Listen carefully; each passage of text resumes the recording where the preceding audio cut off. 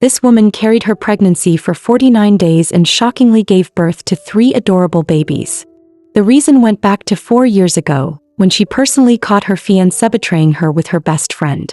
Heartbroken, she drank alone late at night and randomly pulled a gigolo to pour out her sorrows the whole night. Who would have thought the guy was actually impressive, and his genes were top-notch. Time flew, and as the kids grew up and reached kindergarten age, she had no choice but to return to her homeland with them. Lung Xia brought her children to an old friend. Jin Yu, upon seeing the 3 little ones, instantly adored them. For the sake of her kids, Xia asked for help. Jin Yu, loyal as ever, not only recommended her a job but also offered to help take care of the children. Xia was deeply grateful, thinking, "For my kids, I'll endure anything," she said. "Thank you, Sister Jin Yu." The very next day she reported to the gym for work, only to trip and fall hard as soon as she started. When she looked up, she was stunned. It was the man she'd always told her kids had died young. Fate really had a twisted sense of humor. She quickly got up, apologized, and thought, "If I don't run now, when will I?" Gong Sini watched her flee in panic and coldly ordered, "It's her." Meanwhile, Xia was still busy with the handover. On her very first day, she was already assigned to perform as a mermaid, completely unaware of the trap being set. 2 co-workers whispered to each other, and then Sister Wang smiled and told her to go entertain a client. Xia refused flat out, insisting she had to perform soon and didn't have time. Manager Wang hurried over to curry favor, only to be thrown out of the room by Gong Sini. Xia couldn't stand it and confronted him. "You call yourself a man. Instead of serving your country, you bully women. Shame on you." Terrified, Manager Wang quickly covered her mouth. "Please, young lady, stop talking." The man stood up, his voice cold. "You're wrong. I'm not 7 feet tall. I'm 9. Don't accuse me without knowing the truth." Gong Sini looked aggrieved, pointing at her. "She harassed me. She touched my hand." Seeing his serious face, Xia burst out laughing. He stepped closer, his tone provocative. "Why don't you teach me then? What does harassment really mean?" Embarrassed, she stammered, "I don't know how." He pressed on. "You do. Where have you been these past 4 years?" Frightened by his words, Xia turned and bolted. Gong Sini chased after her, while she shouted over her shoulder, "I've got work. No time to listen to your nonsense." Gong Sini had no choice but to stop. Yet when he saw her swimming toward him in the water, his heart skipped a beat. He was moved. Just then another man walked up to Lung Xia, intent on harassing her. Without hesitation, she slapped him hard across the face. The thug with the gold chain roared in anger and shoved Xia straight into the water. Gong Sini panicked and dove into the water to rescue the mermaid, then boldly declared, "Within 1 minute, this entire club will be mine." Xia, utterly embarrassed, whispered, "So many people are watching. Can you please put me down?" But Gong Sini didn't care at all and immediately began gifting her clothes. Seeing the price tags, Xia was stunned and quickly refused. "These are way too expensive. I can't accept them." Gong Sini replied with full confidence, "I never take back what I give. What kind of woman you are, I intend to find out." Lung Xia cut him off in a hurry. "No need to find out. I'm vain, greedy, money-minded, and lustful." Gong Sini leaned closer, his tone playful. "Lustful, I know. Greedy, not so sure. 4 years ago, after you had your way with me, you only gave me $300. Xia exploded in anger. "Nonsense. I gave you 5. The words slipped out and she instantly covered her mouth. Gong Sini smirked. "So you do remember harassing me?" Xia snapped back. "It was you who made the first move." Then Gong Sini pulled out his trump card. "How about we watch the video together? You'll have to take responsibility." Xia panicked and pleaded, "I was drunk that night. Please don't hold it against a weak woman like me." Gong Sini's expression darkened. "My body isn't for just anyone to touch. Whoever dares toy with me won't have a good ending. Get out." Without looking back, Xia bolted out the door, only to catch the leering eyes of a lustful man waiting outside. Gong Sini, jealous at the sight, tossed her a set of work clothes. "Put this on." The outfit wrapped her up tightly and only then did he feel at ease. The big boss then stood there supervising, watching Xia scrub the floors, and the more he watched, the more he liked her. Meanwhile, poor Xia had no such luck, spinning around like a top as she cleaned non-stop. After an hour, Lung Xia called her friend to vent. "This boss is insane. heartless, perverted, and always acting like he's in heat. She had no idea that every word was falling right into Gong Sini's ears. On the other end, her friend advised, "Maybe you should just quit?" Sia hesitated. "But I've got 3 mouths at home waiting to be fed." Gong Sini thought to himself, so she even has elders to take care of. Life really isn't easy for her. He cleared his throat, interrupting her rambling. Startled, Sia panicked. "Oh no, am I about to get fired?" Gong Sini calmly said, "Massage my back. Half an hour and I'll give you 100,000. Sia's eyes lit up instantly. "Of course. Who would say no to money? You've had a long day, boss. Let me massage your back." Gong Sini sighed softly. Truly, money makes even love turn. Sia secretly rolled her eyes, so full of himself. "Better fleece this sheep while I can." She smiled sweetly and asked, "Anything else you need? I'm at your service." Gong Sini replied with confidence, "Do well and I'll pay you 10 times your salary for the day." Sia's eyes sparkled instantly. "How much is that? This fat sheep is way too generous." But then the fat sheep pulled out his phone. "Let's watch a video together." Sia panicked, thinking it was some embarrassing clip of the two of them. She rushed forward to snatch it. In her haste, crack. The phone hit the floor. Sia froze, terrified. How much is it?" "I'll pay." Gong Sini answered slowly. "Not much. Just 10 million.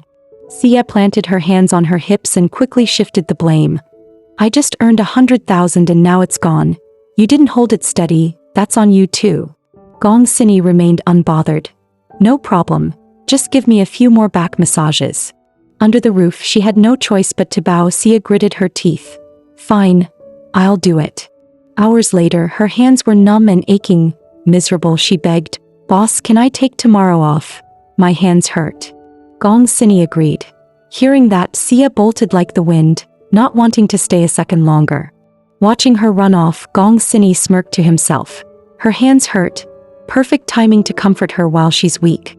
The next day, Gong Sini showed up driving a sports car worth tens of millions, claiming he came to care for his employee. Sia nearly dropped the phone in shock. "What's this fat sheep doing here? I don't need a home visit." She quickly told Sister Jean to take the kids and leave at once. Sister Jean agreed readily. "Kids, let's go out and play with Big Sis, all right?" As soon as the children left, Gong Sini strolled right in, announcing, "I'm hungry. Make me something to eat." Then he plopped down like a lord in his own palace. Sia bustled about reluctantly, but in her haste she tripped and fell. Gong Sini rushed over. "Did you hurt your hand? Let me blow on it." He then grabbed her by the waist, insisting, "I'll help you up." Just as the moment grew ambiguous, someone barged in. Manager Wang looked embarrassed. "Boss, your wife is asking for you to come back." And so, Gong Sini had to leave, barely having made his move. Sia let out a huge sigh of relief. Finally, that annoying man is gone. She quickly called to check on the kids. But her heart instantly tightened. Her child was missing. Sia rushed out frantically to search and finally found her little one under a big tree. She scooped the child into her arms, trembling with relief. Thank goodness nothing happened. Just then, Sister Jean rushed over, shouting, "Hurry, let's go. An earthquake is coming." Sia quickly handed the child to her, but slipped into the water herself. The little girl cried out in panic, "Mom." Sia forced a smile through the pain. "Don't worry about me. Take the kids and go. Sanya, you must behave." Sister Jean shouted desperately, "Sia, hang on. I'll go get help right away." Watching the children being taken away, Sia finally felt some relief. At least the kids are safe. But suddenly, a whirlpool formed in the river, spinning rapidly toward her. Before she could react, it swallowed her whole. On shore after the quake, chaos reigned. The children cried out, "Mom, hey Mom." Over the loudspeakers came the urgent announcement, "Everyone evacuate to the safe zone immediately. The river is rising. Leave at once." Meanwhile, Gong Sini was at home, being nagged about marriage. With confidence he swore, "Within 3 months I'll bring you a granddaughter-in-law." Completely unaware that his future wife was about to be swept away. Grandma Gong scolded him, "You're already 28. Practically an old man, you need to hurry up." President Gong felt embarrassed. "I'm still in my prime," he protested, then ordered his assistant, "Get the car ready. I'm going after my wife." Arriving at the Jean household, he saw crowds swarming as reporters gossiped. I heard that woman's in danger. So young and already widowed. What will happen to her 3 kids? Gong Sini froze. Widowed? Kids? Isn't this talking about Sia's family? Without hesitation, he strode straight inside. The moment he entered, he saw 3 children crying bitterly. He snapped at his assistant. Clear the reporters out immediately. Beside them, Jin Yu held the kids in a daze. Gong Sini softened his voice, the gentlest he had sounded in his 28 years, and asked, Little one, tell uncle, how old are you? The girl wiped her tears and whimpered, I'm 4 by lunar age. Then she tugged at his sleeve and pleaded, Please. Save mommy. Gong Sini scooped the child into his arms and commanded firmly, Lead the way that I'm going to save your mother. With the kids brought to the scene, he reassured them, Stay here, be good, and soon you'll see your mommy again. He searched frantically, shouting into the void, Lung Siya. But there was no reply. Staring at the icy, rushing river, his chest tightened. Alive, I'll see her in person. Dead, I'll find her body. Point one way or another, I will bring her back. Just then someone shouted, Evacuate now. It's dangerous.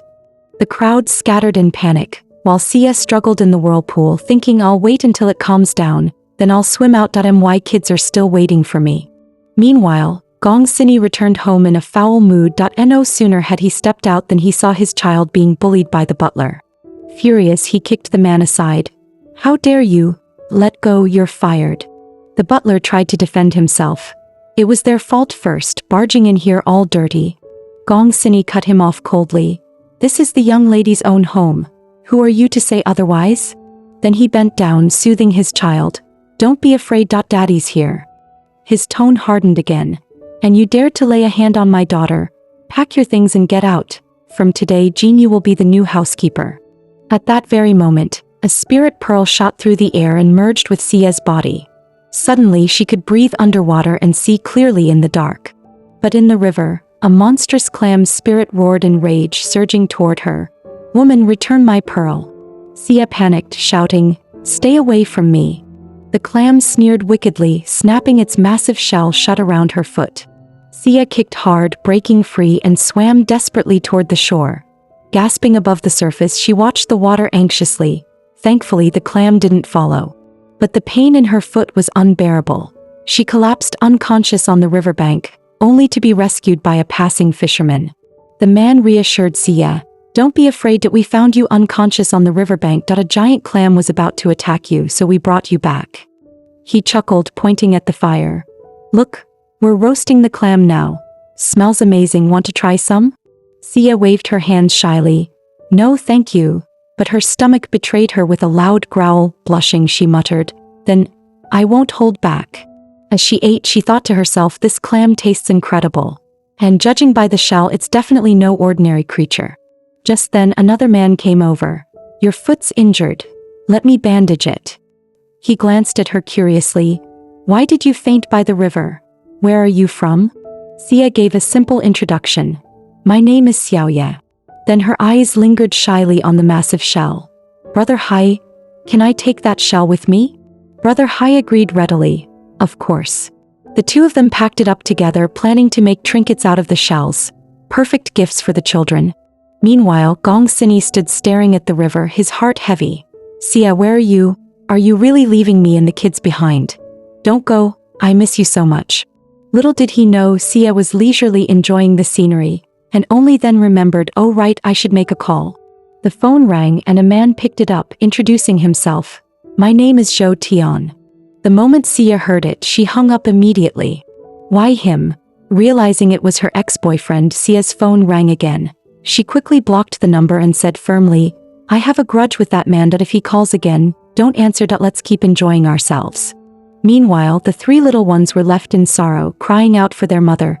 Gong Sini's heart ached as he pulled them close, whispering, Mommy is watching over us from heaven. Be ye good.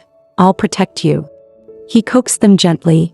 Eat first or else Mommy will be upset when she comes back. To him, these children were his very lifeblood. Just then, his assistant reported, Mr. Gong, your nephew has arrived. Moments later, the nephew strolled in casually, sat down and mocked, Uncle, changing your taste already? Eating children's meals now? Gong Sini had no patience for jokes that he asked coldly, "Why are you here?" The nephew announced, "I found my fiancé that it's Lung Xia from the aquarium." Gong Sini was stunned. Could it really be such a coincidence? Jin Yu immediately jumped in. "So you're the scumbag ex-boyfriend of Xia." The nephew brushed it off. "I know I was wrong, but I haven't been able to reach her. Today I finally did. Uncle, you've got to help me. My future wife depends on you." Elsewhere, the pearl on Xia's chest began to glow, releasing golden light over her wound at IN moments. Her injured leg miraculously healed. Little did she know, Brother Hai was watching from behind the door.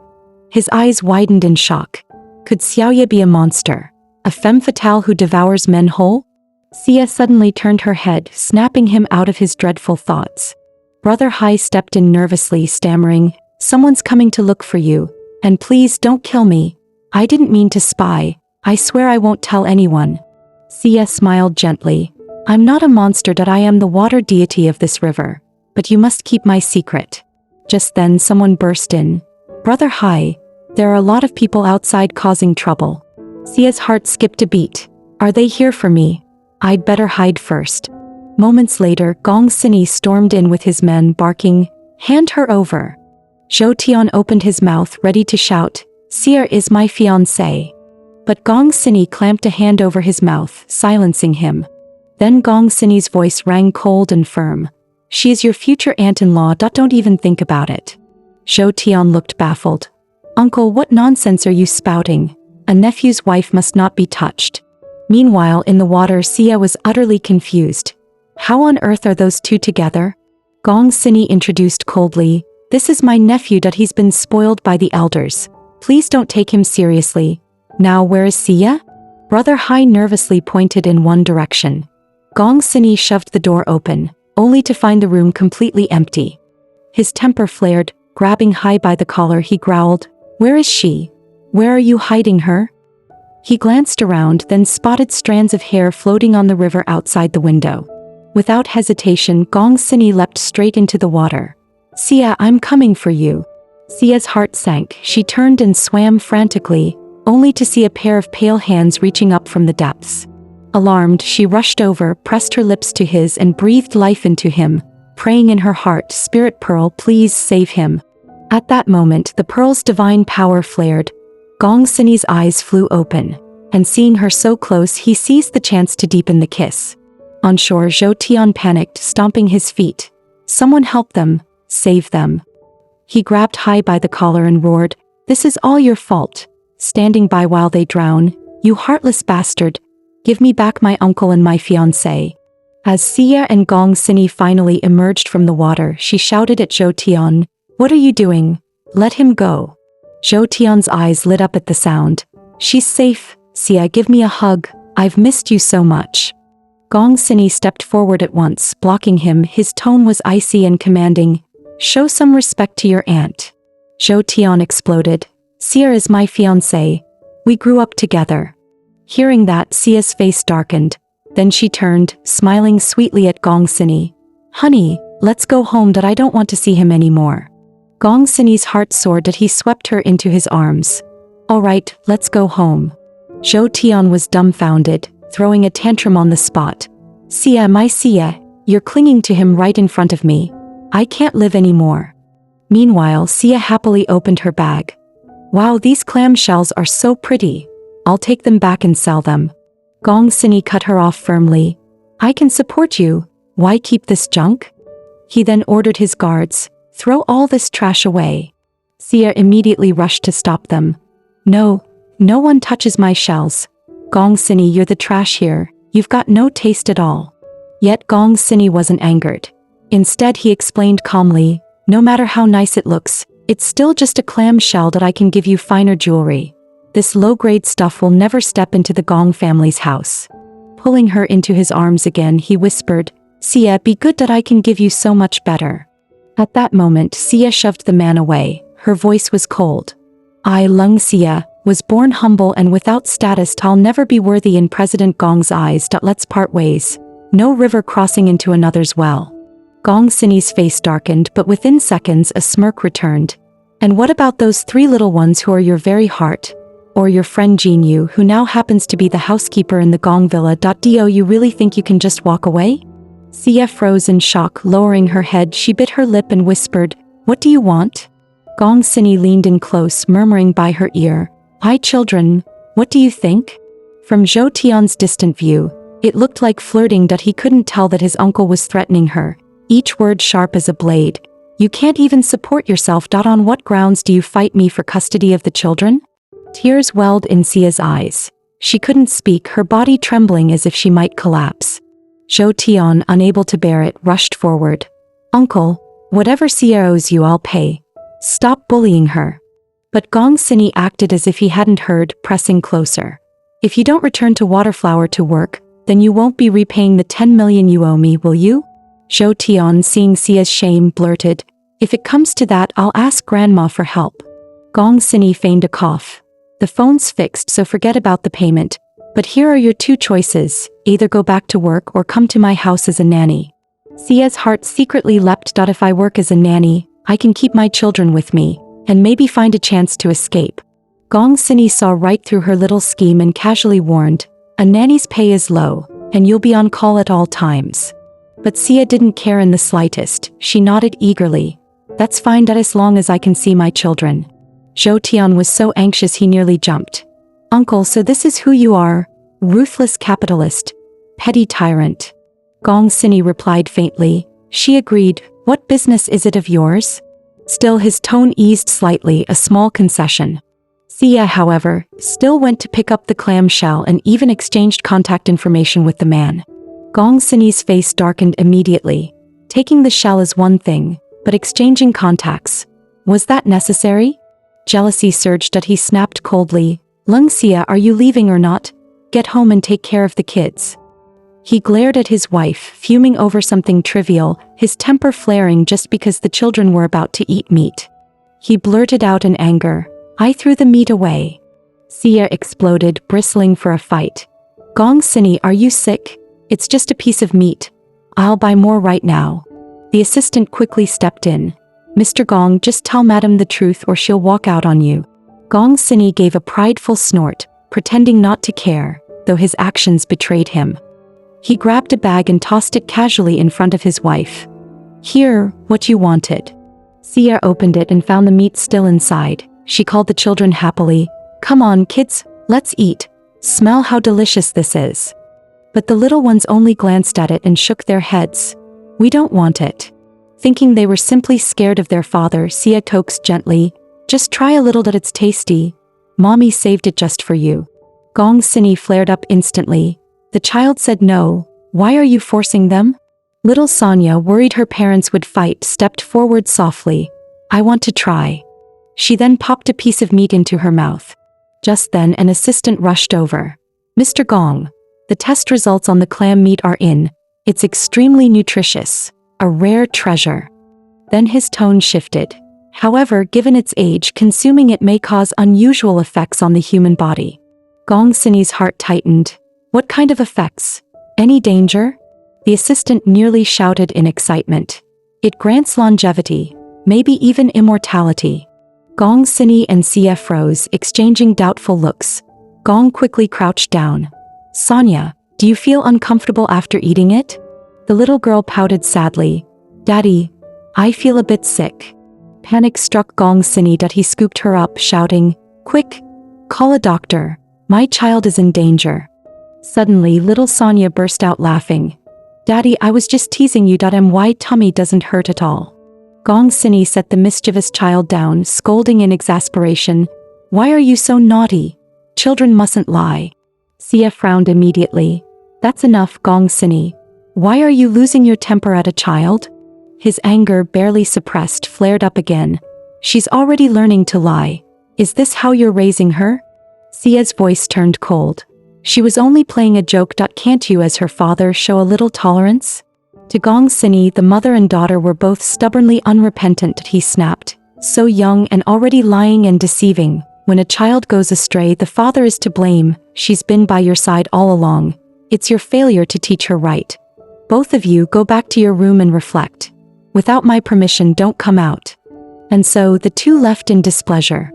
Back in the room, Sia, worried her daughter might be upset, teased gently, "Mommy has a one-of-a-kind treasure. Do you want to see it?" Sonia's eyes lit up instantly. "Yes, Mommy, I want to see." With a tender smile, Sia gazed at her precious daughter. "Mommy isn't a monster, you know. Look." A pearl slowly emerged from within her body. Unbeknownst to them, every move was being watched. Outside, Gong Sini stared at Sia, her actions drawing him into deep thought. Just then, Gong Sini's phone rang. The moment he picked up, his grandmother's furious voice blasted through the line. "You're the uncle. How dare you compete with your nephew for a woman? And that woman even bore his child. Gong Sini, listen well. Our family will never allow such a shameless woman to marry in." Gong Sini could only listen in silence. He tried to explain, but the call ended abruptly. His anger boiled over, blaming it all on his nephew. That brat will pay for this. He had no idea, though, that his wife was being humiliated at that very moment. One of the maids, recalling Madame Gong's disdain for Lung Xia, sneered inwardly, "Oh, what if she has kids? With her lowly background, she'll never step through the Gong family's gates." During dinner, the maid deliberately insulted her in front of the children. "Your mother made a terrible mistake. That's why she doesn't get to eat." Jin Yu immediately snapped back, "Watch your mouth." Then she went upstairs herself, knocking on Sia's door to ask her to come down for dinner. Sia opened the door softly. "Mr. Gong hasn't given me permission to come out yet. Please, Sister Jean, just bring the food up here." Helpless, Jin Yu went downstairs to pack up the food. But another maid nearby scoffed, fuming. A mere housekeeper acting like the mistress of the Gong family, delivering food to that disgraced woman? She stepped forward, snatching the dishes away, and snapped harshly, "That slut doesn't deserve to eat. Mr. Gong hasn't said a word. Who are you to serve her?" Jin Yu's face darkened. "She's Mr. Gong's wife. Isn't it only natural that she should eat?" The maid sneered. "Hear that, everyone? A wild chicken dreaming of becoming a phoenix." Laughter erupted around the room. She pressed further, mocking, "And you, Jin Yu, look at your shabby self. Were the talents handpicked by Madame Gong? Who do you think you are?" Fury flared in Jin Yu. She ripped off her apron and snapped, "Even if I quit being the housekeeper today, I'll still teach you a lesson." With that, she slapped the maid hard across the face. Clutching her cheek, the maid shrieked, "You country bumpkin. I'll make sure you're both thrown out." Sia stepped forward coldly and landed another slap. That was just a warm-up from this so-called country bumpkin. The tension was high, but the children watched with excitement. "Mommy, Auntie Jean, you're amazing. I love this." Suddenly, Gong Sini's voice cut in, sharp and cold. "What's all this noise?" He turned his gaze on Sia. "Didn't I tell you to stay in your room and reflect? Why are you out here?" The maid seized the moment, tears streaming down her cheeks. "Mr. Gong, they bullied me, beating me right in front of the children. Isn't that teaching them bad behavior? Look, my face is swollen. I was sent by Madame Gong herself to take care of you." Gong Sini glanced at her face. It was indeed swollen. But instead of siding with her, he pulled his wife into a seat beside him and said softly, "And you, why did you raise your hand? What if you hurt your hand? Leave matters like this to me." Gong Sini sat upright, his tone cold as ice. "Every word you just said, one slap per word." The maid's face drained of color. She fell to her knees. "Mr. Gong, please, spare me this once." Gong Sini's voice sharpened. "Speak again and you'll earn even more slaps. You asked me to judge. If you can't take it, then leave." Terrified into silence, the maid was dragged away by the guards, her punishment delivered on the spot. Watching this, Sia shivered inwardly. "He's terrifying. If I make a mistake one day, will he treat me the same way?" Soon after, Gong Sini approached her solemnly. "Grandmother's health has failed. She's in the hospital. I want you to visit her." At the hospital, the doctor sighed. "We've done all we can. Go in and say your last goodbye." Entering the ward, a pearl suddenly flew out from Sia's chest. It shot straight into the old woman's head, and astonishingly, grandmother's body began to float, as if some mysterious ritual was taking place. The flat line on the monitor spiked, then returned to a steady, rhythmic beat. But to their shock, the first words out of grandmother's mouth were a scolding aimed at her savior. "You shameless woman! You've toyed with both my grandsons. If you left once before, why bother coming back?" Gong Sini rushed to intervene. "Grandmother, stop! Sia just saved your life."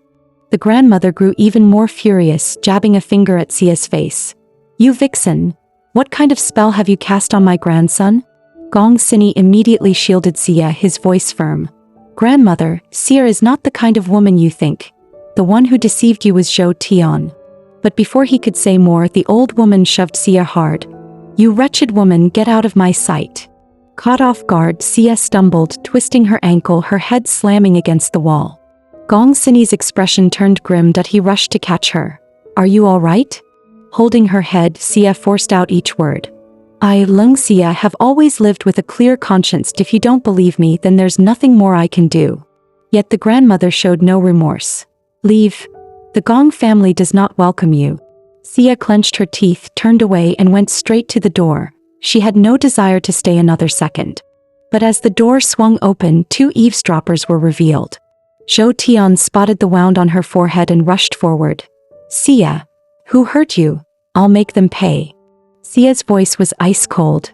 It's none of your business. Gong Sini's anger boiled over. I regret ever bringing Sia to see you. Take grandmother home, I'm leaving. That declaration pushed the old lady over the edge. She roared, Gong Sini, if you dare walk out, then I'll no longer acknowledge you as my grandson. Gong Sini strode off without looking back. When Sia rushed outside the hospital, all she saw was the fading exhaust of his car. She couldn't catch up. To her shock, grandmother also came storming out, shouting in the street, Gong Sini, if you dare marry that woman, I'll strip you of your Xiu title and hand it to someone else. Gong Sini acted as though he hadn't heard a word, hailing a taxi and leaving. Meanwhile, 2 bystanders watching the drama broke into satisfied smiles. Crying, Sia ran home and knelt beside her children, asking tearfully, Do you want to leave this place with mommy? Little Sonia sobbed, But what about daddy? Will he come with us? Sia's voice shook as she forced the cruel question. Then, do you want daddy or mommy? Through tears, Sonia threw herself into her mother's arms. I want mommy. Without hesitation, Sia ordered Chin, the assistant. Prepare the car now. We're going to the airport. Just then, Jinyu rushed in to comfort her. Did you fight with Mr. Gong? Why are you hurt? Wherever you go, I'll go with you. Grateful, Sia looked at her. Thank you, Sister Jean. Let's head back to the inn and pack first. The 2 of them walked out while Assistant Chin panicked on the side. Don't go. Please don't leave. At that very moment, Gong Sini returned, calling out to Sia. Jinyu quickly stepped forward, shielding her. But Gong Sini said urgently, Grandmother's coming. You need to get out of here now. To Sia's ears, though, his words meant only one thing, that he no longer wanted her and the children. Her face fell, filled with sorrow. Gong Sini grabbed Sia's arm. Realizing she had misunderstood, he hurried to explain. The paternity test results aren't out yet. Grandmother won't believe me right now. Pulling her into his arms, he whispered, You and the children aren't safe here. Leave for a while. Trust me, I'll settle this and give you an answer. But Sia turned away without a word and stepped into the car. At that moment, grandmother stormed up, demanding, Did you send that woman away? Gong Sini's eyes blazed with anger. Grandmother, you've gone too far. Sia saved your life. The old woman's fury boiled over. She slapped her grandson hard across the face. Insolent! You dare defy me for her? From a distance, Sia saw everything. Tears welled in her eyes as she told herself, Gong Sini, I'll give you one more chance. Beside her, Jinyu spoke softly. Sia, the bruise on your face, was it the old lady? At those words, Sia broke down, crying bitterly. I really don't understand. Why does she hate me so much? Jinyu quickly comforted her. Don't cry that she's old, she won't be around much longer. No need to rush. Sia gave a bitter laugh. Impossible. The Gong family's door is one I'll never be able to enter. Meanwhile, the source of all the turmoil, the old matriarch, was still scolding her eldest grandson. Gong Sini, if you dare marry that woman, we'll sever ties. Without hesitation, Gong Sini replied coldly, Fine. Here, take the keys. I'm leaving. The old matriarch kept shouting after him. The Gong family has only you left as an heir, and you'd throw away your future for a woman? Gong Sini shot back coldly, Don't you still have a grandson? You won't be short one heir. With that, he drove off, leaving the 2 behind in stunned silence. Later, grandmother returned home with Assistant Chen still trying to reason with her. But in her heart she fumed. Gong Wanyan, it's not that I refuse to leave you descendants. It's that your offspring are disobedient. Don't blame me for being ruthless. Spotting toys on the floor, she found them an eyesore. The assistant quickly covered, Madam, weren't you eager for a grandchild? Young master is just preparing ahead of time. Even as he spoke, his hands were busy, hurrying to shut the door. Grandmother snorted. So, Gong Sini has already slept with that woman, hasn't he? The assistant explained quickly, No, madam. Lung Xia is just a new nanny, she's staying in the servants' quarters. At that moment, Zhou Tian stepped up to add, That's right. Xia only earns 2,000 a month. That I even stood up for her once. But the old woman's suspicions only deepened. Could it be this girl's ambition is greater still? No. She clearly wants to become the Gong family's young madam to seize our fortune for herself. Zhou Tian rushed to explain, You've misunderstood.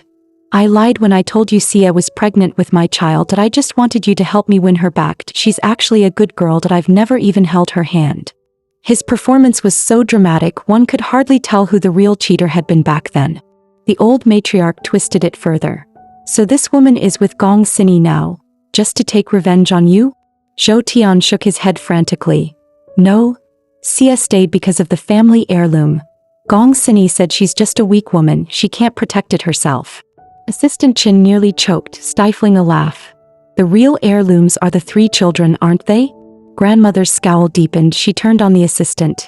Who exactly is this Lung Xia? What kind of background does she have? The assistant bowed quickly. Forgive me, madam, but without young master's approval I cannot speak. The old woman snapped her sleeve with a huff. Such a loyal dog. Then she swung her gaze to a maid nearby. Tell me everything you know about that woman. The maid glanced nervously at Assistant Chin, trembling as she stammered. She has 3 treasures. Grandmother's anger flared. What treasures? But in the next breath, her tone turned sugar-sweet. Don't be afraid, speak and I'll stand up for you. Still the maid kept quiet, furious. The old woman barked. Then stay a servant all your life. She spun on the family doctor passing by. You, talk, or I'll fire you right now and bring in another. The doctor broke into a cold sweat.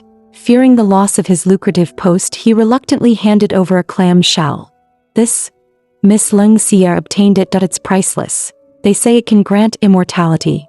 The old matriarch weighed the shell in her hand, eyes narrowing. So this counts as a treasure too. Having picked her fight, she swept out the door.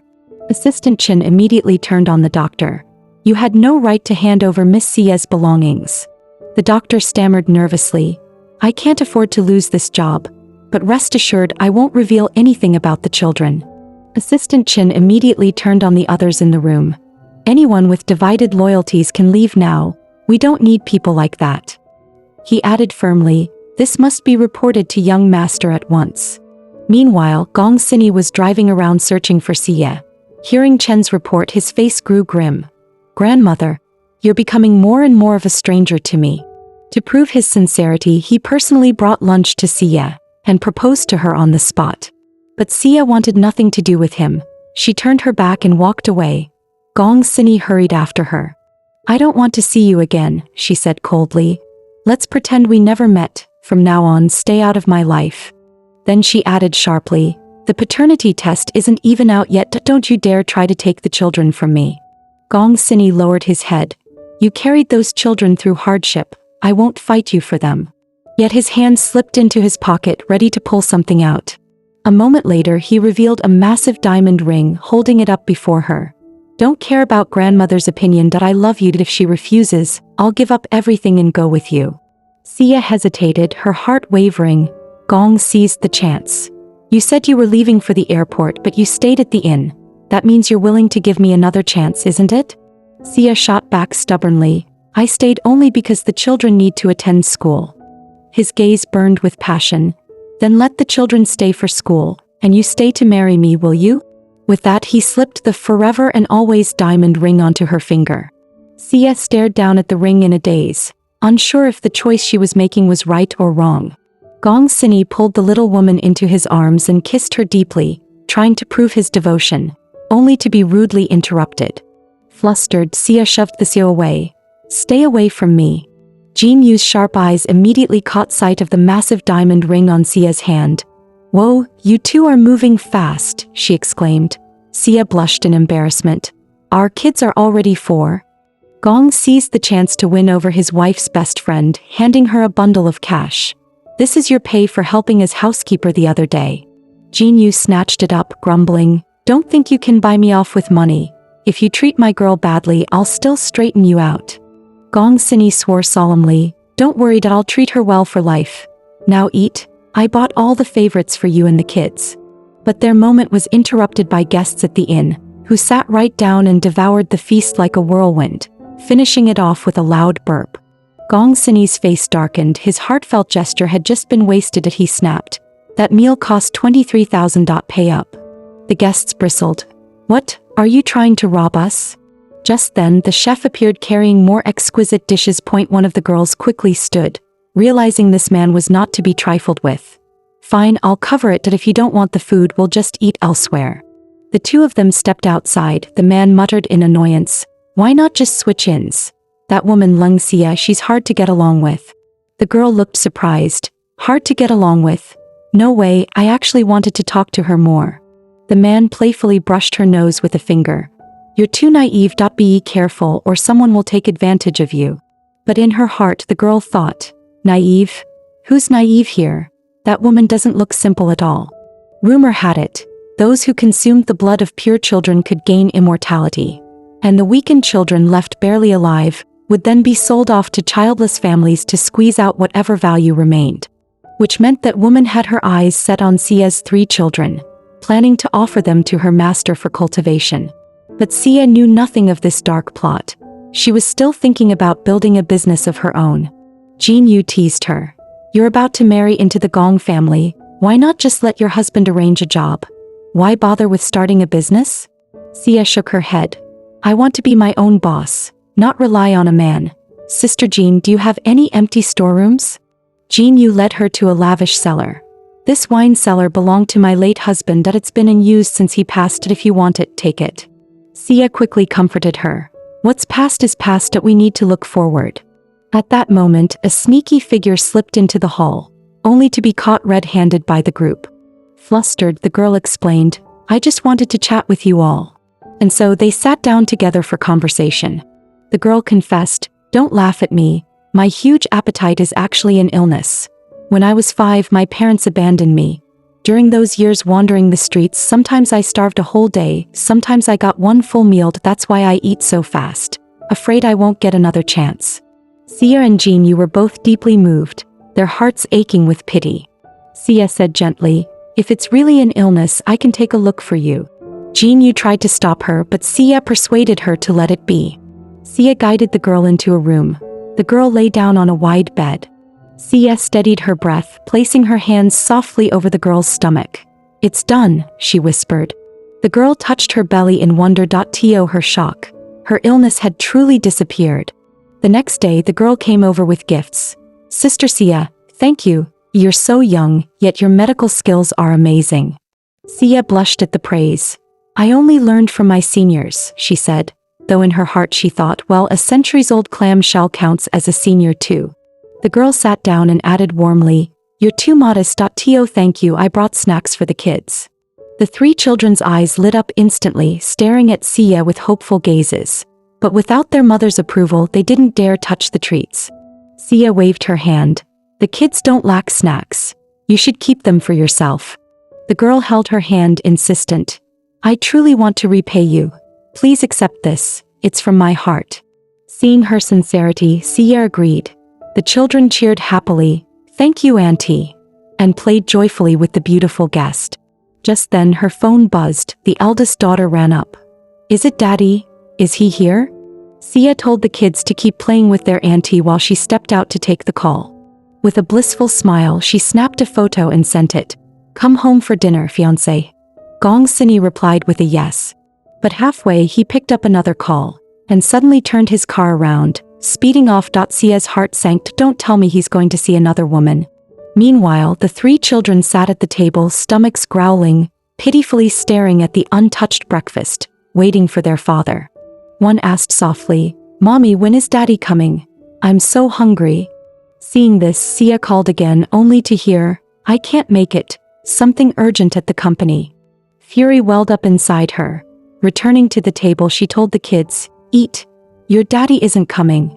At last, the children dug in, eating ravenously. Sia apologized softly to the others. "Sorry, I kept you waiting." Mama Jean quickly smoothed things over. "It's all right. Big bosses are always busy." In truth, Gong Sini had been on his way to Sia's home, until Zhou Tian suddenly blocked him. Zhou Tian insisted on talking about his ex-girlfriend. At the mention, Gong's face turned cold. "That's none of your business, she's my woman now." Zhou Tian staggered as if struck by lightning. "Impossible." Gong smirked, proud. "Let me tell you in advance, we already have children and it's all thanks to you." Zhou Tian collapsed to his knees, weeping. "So that's why you had children's things at your house. Sia really was pregnant." Gong Sini felt speechless. With thinking this shallow, he still dreams of winning a wife? Watching his sobbing nephew, Gong said awkwardly, "Face reality. I don't have time to argue with you." Just as he was about to drive off, his phone rang. A frantic voice shouted, "Gong Sini, come back now. Madam's at death's door. If you're late, you won't see her one last time." Alarmed, Gong sped home and burst through the door, only to find his grandmother cheerfully chatting on the phone. "Grandmother," he barked, "why did you lie to me?" The old woman snapped back, "What do you mean? Would you be happy if I really died? How dare you raise your voice at me? I raised you with blood and tears. If I'd known you'd turn out like this, I should have followed your father 20 years ago." Gong Sini immediately lowered his head. "I'm sorry, grandmother." The dutiful grandson completely forgetting. His wife and kids were still waiting for him. Seeing the family finally seated together, the old lady beamed. From now on, every meal must be eaten together as a family. Gong Sini, remembering Sia and the children, hurriedly excused himself. "I have something urgent this afternoon. I won't be staying." Zhou Tian quickly excused himself. "I've got an appointment at noon too." But in his heart he schemed, Gong Sini must be going to see Sia. I'll trail him and find out. Grandmother snapped, "If you don't want to eat, then get out."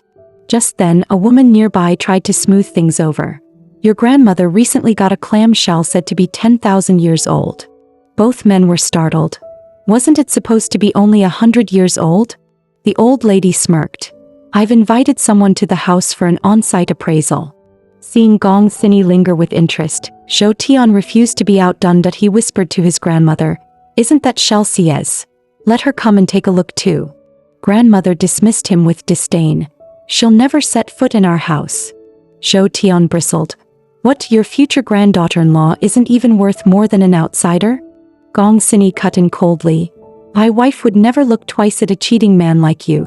The old woman ignored the tension and boasted, "My friend is a retired archaeology professor. I donated a hefty sum to the orphanage so he'd come and do this appraisal for free." Gong Sini and Zhou Tian exchanged a look, rarely in agreement but united this time. That so-called professor was nothing but a fraud. Elsewhere, Sia spotted an elderly man wandering lost on the street. Her eyes lit up. "Director Grandpa." She ran to greet him. The old man smiled warmly. "Sia, you're back? I was on my way to a dinner, but at my age I ended up losing my way." Sia quickly offered, "Grandpa, come rest at my place first. I'll take you to the banquet later." The old man agreed. On the way home, Sia noticed his steps were unsteady. Back at her house, she set to work. Her hands pressed gently on his legs, channeling her energy, then moved to his forehead. Moments later, his legs and failing eyesight miraculously recovered. The old man gasped in shock. "Sia, where did you learn such massage skills? This is incredible." The children came running out, circling the old man and greeting him sweetly, "Great Grandpa." Sia smiled. "Grandpa, let me take you to your banquet." But the old director turned his head and noticed the children playing with something extraordinary. Sia quickly explained, "That's just a shell fragment I picked up by the riverbank." The old man's expression changed. "This isn't ordinary at all. What you found is a priceless treasure. Those rainbow patterns appear only once every 10,000 years. It's the 5-colored pearl clam recorded in ancient texts, able to ward off evil, while its pearls can illuminate underwater, repel floods, and even extend life." He paused and added, "Coincidentally, the family I'm visiting today is also having a clam shell appraised."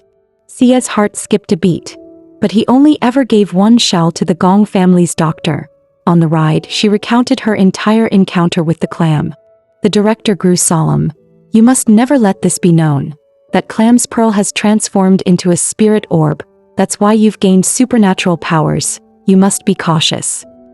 He sighed and warned, the wealthy will stop at nothing to chase immortality. If word gets out about the orb inside you, endless trouble will follow. The director arrived at the restaurant with Sia. Madame Gong hurried over with a bright smile. Everyone, let me introduce today's honored guest, the appraisal expert. But as soon as they sat down, someone stepped forward provocatively. I just bought this treasure at auction last week. Please take a look. The director examined it and spoke firmly. Sir, you've been duped. This is a forgery. A young girl immediately jumped up. You're the fake here. That thumb ring cost my grandfather 700,000. The director remained composed. Then I'm afraid you've both been swindled. The man beside her chuckled. As expected of an expert, it really is fake. The genuine one is still in my possession. Watching the exchange, Sia frowned inwardly. These people are nothing but schemers. Madame Gong quickly shifted the subject with a smile. And how old is this young assistant? Is she seeing anyone? Sia hurriedly stepped back. I'm about to be married. Madame Gong sighed in disappointment. So, my grandson has no luck after all. The moment those words fell, Sia's gaze swept across the two opposite her. That bastard, was he actually on a blind date? And blind enough to fall for it too? Zhou Tian recognized the woman instantly. It was his ex. He sneered inwardly, relishing the scene. So Sia's here to settle accounts. And you showing off her clamshell to someone else. Your eyesight really is trash. Trying to keep calm, Sia sent a probing text. Gong Sini, are you still busy at the office? His reply came quick. Yeah, still working overtime. Her heart sank completely. So he's just like every other man. At that moment, a blonde woman sidled up beside Gong Sini, her voice syrupy sweet. Brother Sini, why haven't you come see me lately? I've missed you so much. Gong glanced at her. You're that employee who took leave before, right? The woman's smile bloomed. Didn't expect the president to still remember me. Brother Sini, I've been thinking about you every day, she cooed. Gong, to everyone's shock, pulled her by the hand and started walking out. Madame Gong's eyes lit up with joy. See, my grandson isn't tied to that Sia woman after all. The director, however, looked at Sia with pity. She sat there, devastated. Just minutes ago he texted me saying he missed me. Now he's flirting with another woman. What a scumbag. I can't let my children have such a heartless father. Outside the hall, Gong Sini immediately released the woman's hand. That he had only one intention, to find out who exactly she was. The blonde girl lowered her eyes shyly. You already know, don't you? This banquet isn't just about the appraisal, it's actually for your blind date. Brother Sini, from the first moment I saw you I fell in love. Gong Sini snapped, his voice like a whip. Enough. Shut up. Whoever you secretly like has nothing to do with me. I don't like you, so give up already. The girl's face twisted with anger. Then who do you like? That woman with kids. You really think those children are yours? Gong Sini, you've been fooled. Rage flared in his eyes. He strode forward and slapped her hard. You're not worthy to even say Sia's name. She held her cheek, but her tone was defiant. Slapping me won't change the truth. I've seen the paternity test. You have no blood relation to those kids. Their father is someone else. She pressed on.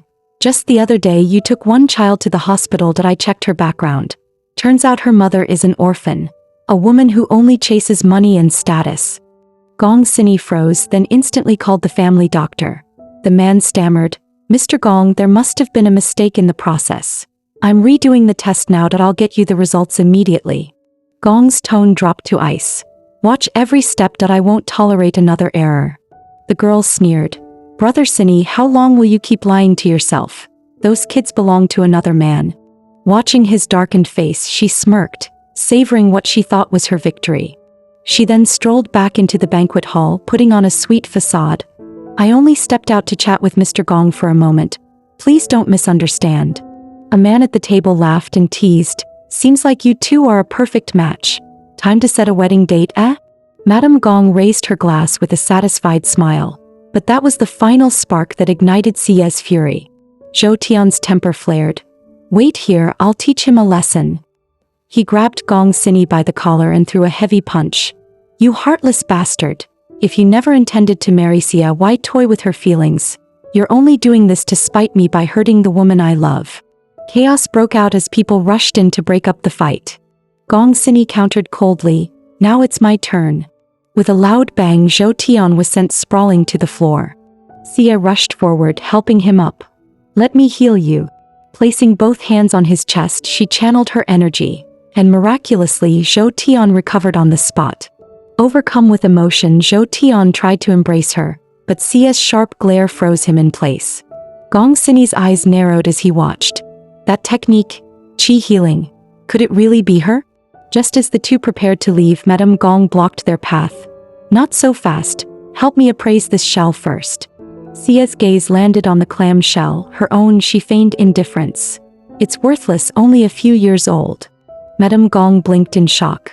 What? Wasn't it supposed to be 10,000 years? The director quickly stepped in to cover. Indeed, this shell is no more than 7 or 8 years old.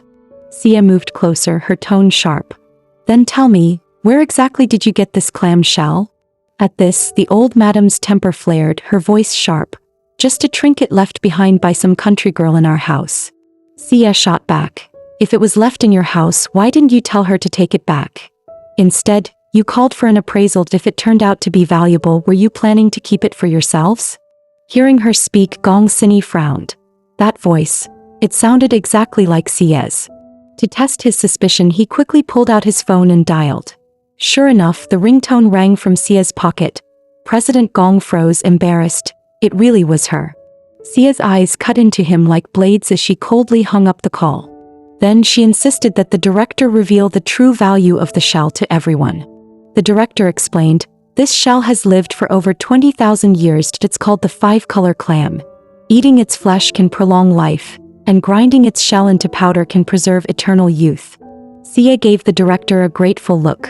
Her grandfather had deliberately left out the word pearl, so no one would know it was a pearl clam, and that the spirit pearl was in her hands.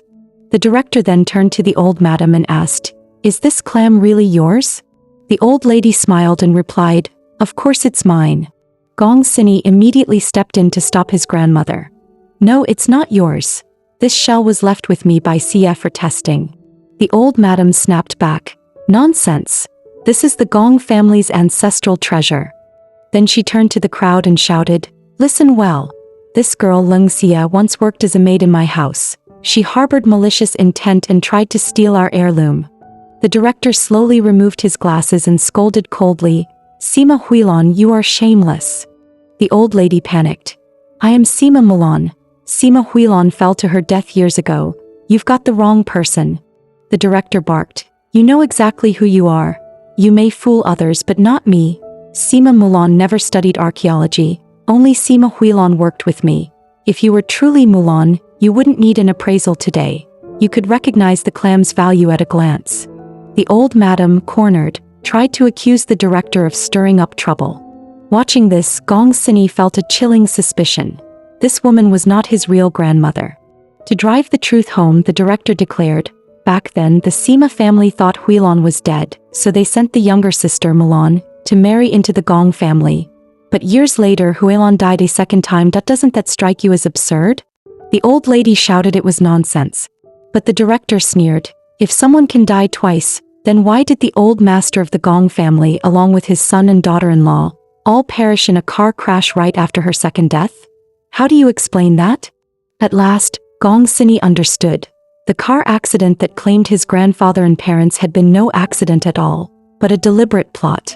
Exposed, the old madam's face twisted with fury. She lunged forward, shrieking, I'll tear your mouths apart. But Sia dodged swiftly. Missing her target, the old woman crashed heavily to the floor. From the ground she howled, guards, seize this vicious pair of grandfather and granddaughter at once. At that moment, Sia's voice turned cold. Didn't you want to know my name? I'll tell you now. She slowly removed her mask, her words striking like thunder. My name is Lung Xia, the one who saved you, only for you to shove me to the ground without mercy. Yang Shasha screamed, oh my god. She didn't drown after all. Sia glared at the old woman lying on the floor, her voice blazing with fury. I haven't even held you accountable for hurting me, and now you dare to harm my grandfather. He was once an outstanding archaeologist. After that car accident, he had no choice but to become the orphanage director. And that crash, it must have been tied to you. The old madam flailed on the ground, screaming, "No, I've never done anything so cruel." The director grabbed Sia's arm and urged urgently, "Sia, this woman is a demon. We need to leave now." At that moment, Gong Sini and Zhou Tian both caught up to the two who were about to leave. Sia turned back to Zhou Tian and said calmly, "Zhou Tian, thank you for helping me put that scumbag in his place today. From now on, our grudges are wiped clean." Zhou Tian beamed. "Sia, then we can start over again, right?" But Sia's tone was icy as she refused. "I will never give someone who hurt me a second chance." Then she shifted her gaze to Gong Sini, her voice resolute. "And as for you, scumbag, this is the end. We're done." With that, she hurled the ring straight at him.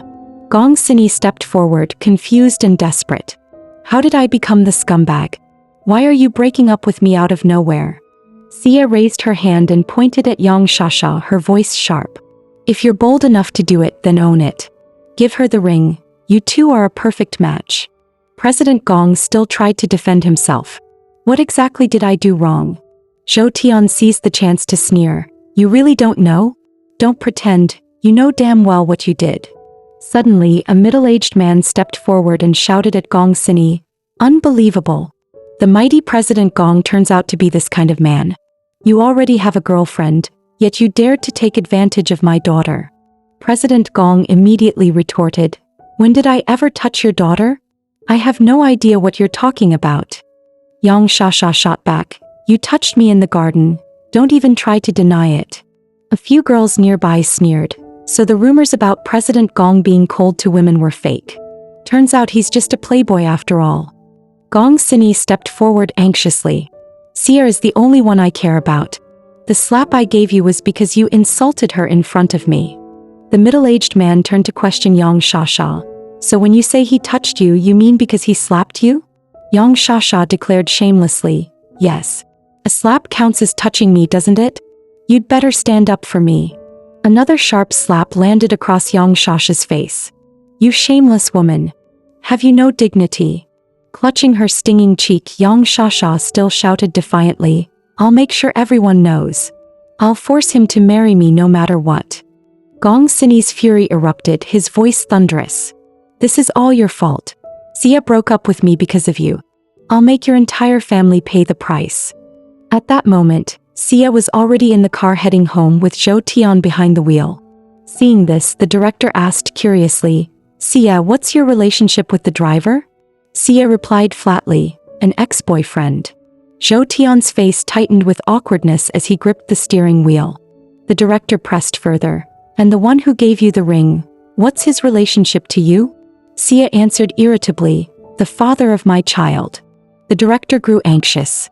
"Then how can you break up? He's the father after all. Raising 3 children alone would be too much for you." Zhou Tian nearly slammed on the brakes. "Wait, what? Triplets?" The director chuckled. "Didn't you know? Sia gave birth to 3 beautiful daughters." Zhou Tian demanded, "But you haven't even known Gong Sini that long. Where did the kids come from?" Sia shot back coldly, "That's none of your business." Zhou Tian could only force a bitter smile, falling silent as he kept his eyes on the road. As soon as they got home, Leng Sia and Zhou Tian looked around.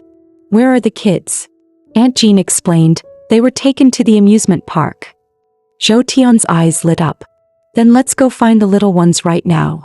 Sia cut him off coldly. "Leave. They don't need you showing up." Zhou Tian's face fell. "Sia, it's been 4 years since that incident. Can't we start over?" Sia's gaze hardened on the man who had never truly repented. "On the eve of our wedding, you were caught cozying up to another woman. That image has haunted me ever since." But Zhou Tian pressed on. "I know I was wrong. I've changed." Sia tried to shut him down. "I already have children. Would you really raise another man's kids?" To her surprise, Zhou Tian swore firmly, "If you accept me, I'll treat them as my own." "Sia, trust me." Sia waved him off with a bitter laugh. "If men could be trusted, pigs would climb trees. I'd sooner believe in ghosts than in a man's sweet talk. Zhou Tian grabbed her arm desperately. I'm not lying. Let me prove it to you. Xia snapped. Then prove it. Help Grandpa Director get his clam research files and wallet back. They were stolen the moment he stepped off the bus today. Zhou Tian immediately answered, Fine. Just wait, I'll take care of it right now. With that, he slammed the gas pedal and sped away. Meanwhile, in the inn, Aunt Jean was carefully wiping down a clay jar when the director spotted it, his face filled with surprise. This jar is unusual, he said. May I take a closer look? Taking it in his hands, the director examined it closely and exclaimed, I never expected you to have such a valuable antique here. Just then Leng Xia walked over as well. Aunt Jean looked baffled. Really? But this is just the jar I used to pickle salted duck eggs. The director shook his head seriously. It's worth at least 300,000. You'd better hide it away, and never use it for pickling again. Aunt Jean quickly clutched the jar to her chest, suddenly handling it with extreme care. Then she pulled out another jar. The director froze on the spot. Snatching it up for inspection, his voice trembled with shock. This one is worth even more, at least 800,000. Be gentle when you clean it. Handle it with the utmost care. Both Aunt Jean and Xia were stunned. No way. Can it really be worth that much? After a full inspection, the director concluded that nearly all of Aunt Jean's jars were antiques. He asked eagerly, Do you have more of them? Aunt Jean was overjoyed, grinning ear to ear. Yes. I've got over 100 at home. The director grew excited. Then bring them all out for me to see. But Aunt Jean's face fell with disappointment. I'm afraid I can't. All the jars used for wine storage are back in Jean family village. Just a few days ago, an earthquake and a flood hit the village. The houses all collapsed. The jars are probably shattered. Even so, the director insisted, I still want to go there and see for myself. Xia spoke up. Then you two should go together. Who knows, there might still be some intact. I'll stay here at the inn to watch the place. After that, the director accompanied Aunt Jean, taking a taxi toward Jean family village. Just as Leng Xia saw them off, someone called her name. She turned to see Gong Sini standing there with a bouquet of flowers. Yet she ignored him completely.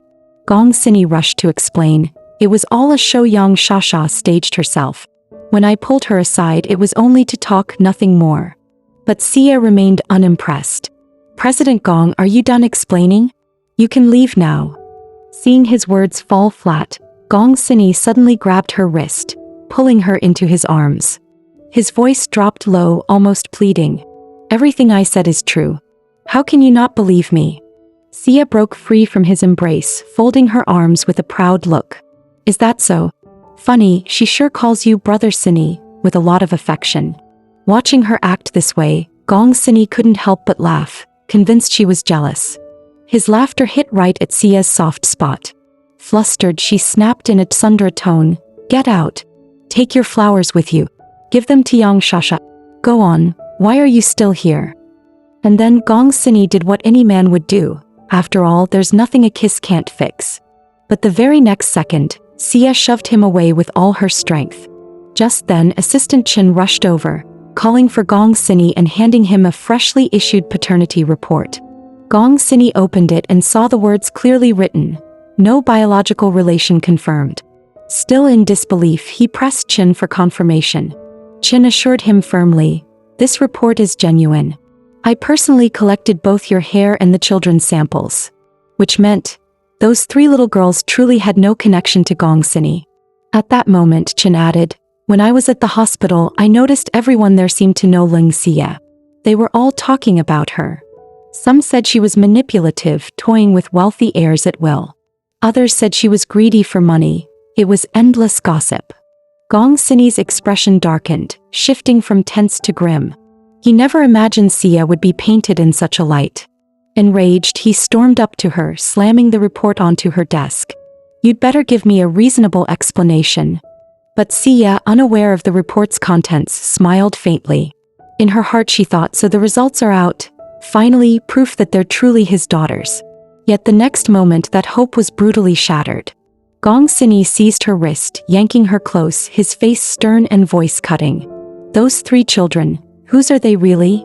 Sia froze, completely blindsided. She stammered, what do you mean? Gong Sini pressed harder, gripping Sia's wrist as she struggled desperately.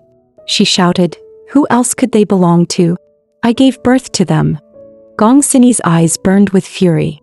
If you really did, then tell me, who's their father? Seeing him lose all reason, Sia snapped back, her voice blazing. If you accept them, they're your daughters. If you don't, then they have nothing to do with you. Now let me go, I need to find my children. Yet no matter how fiercely she fought, Gong Sini refused to release her, convinced that a woman who toyed with others had to pay the price. Enraged beyond measure, Sia raised her hand and slapped him hard across the face.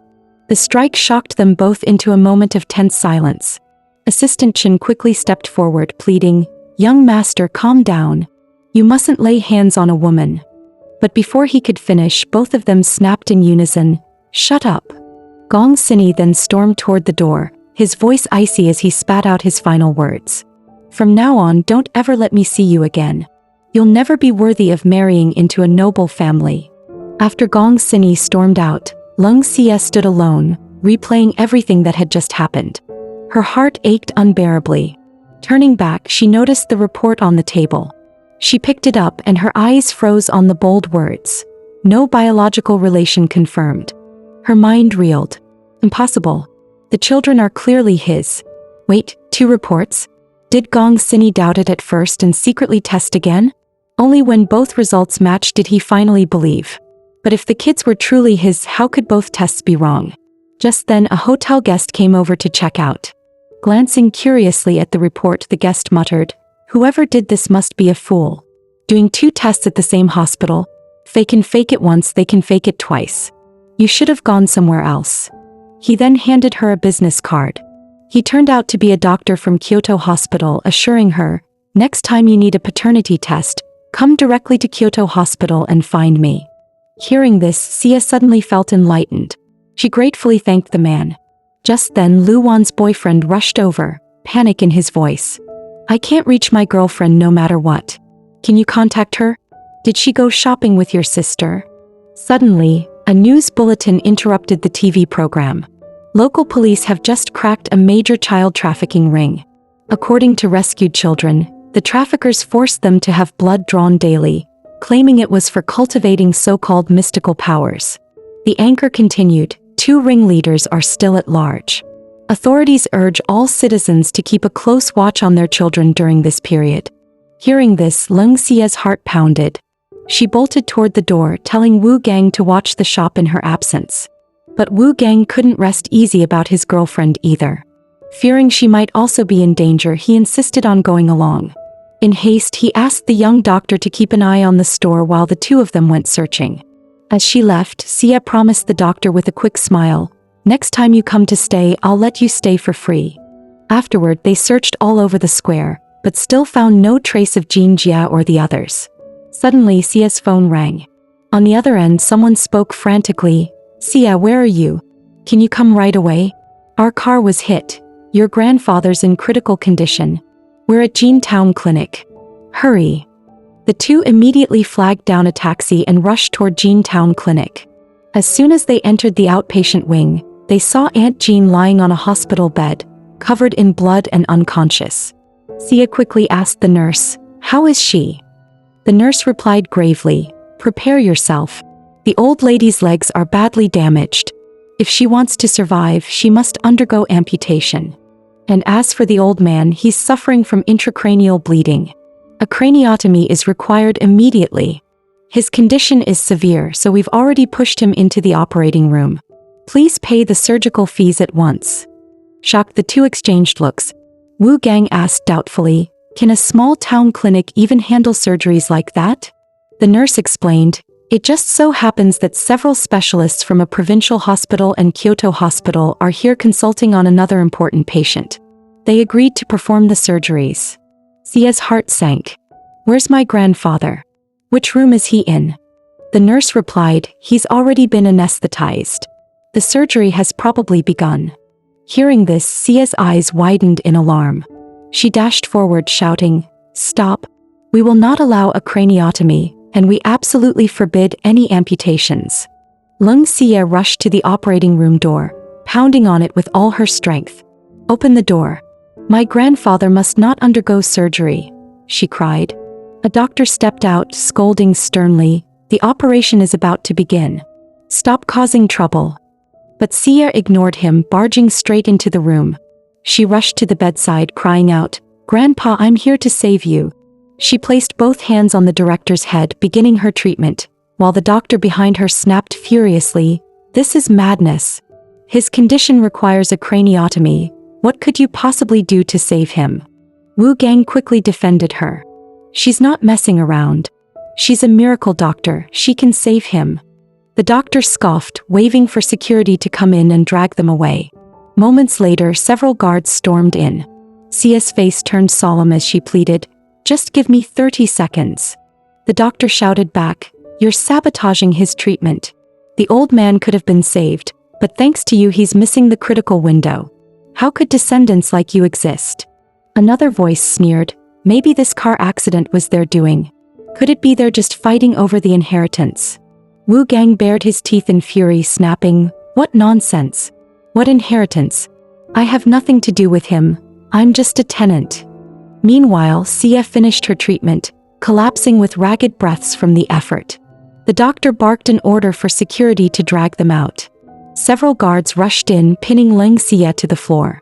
Wu Gang fought desperately to stop them, but his efforts were useless. Suddenly, the clinic director burst through the door, roaring, "Who's causing chaos in the operating room? Send them all to the police station at once." At that very moment, the old man, the director himself, suddenly sat upright, shouting, "Who dares lay a hand on my granddaughter?" Everyone froze in shock. The old man's brain injury was severe. How could he possibly wake up so suddenly? Yet he ignored their stunned stares, climbing out of bed to shove the guards aside and shield his granddaughter with his own body. Then he spoke to the crowd, explaining, "You want to know how she saved me? She used Qigong, her own inner energy, to repair my injuries. It drains her strength tremendously, which is why she's weak now and needs rest." Just as the old director finished speaking, a nurse began pushing Aunt Jean toward the operating room. Aunt Jean cried helplessly, "I don't want an amputation. Where's Xia? Xia." Hearing her call, Leng Xia rushed forward and reassured her, "Don't worry, I won't let them amputate. I'll save you myself."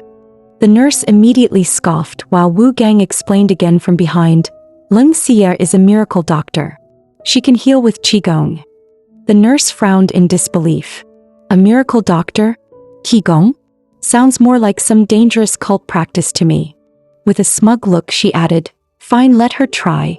If she really heals the patient, I'll eat this chair right here." Wu Gang, never one to miss the drama, whipped out his phone. "Perfect, then I'll live stream it. This is breaking news. Don't back out later." Xia took a deep breath and told Aunt Jean, "Hold on tight."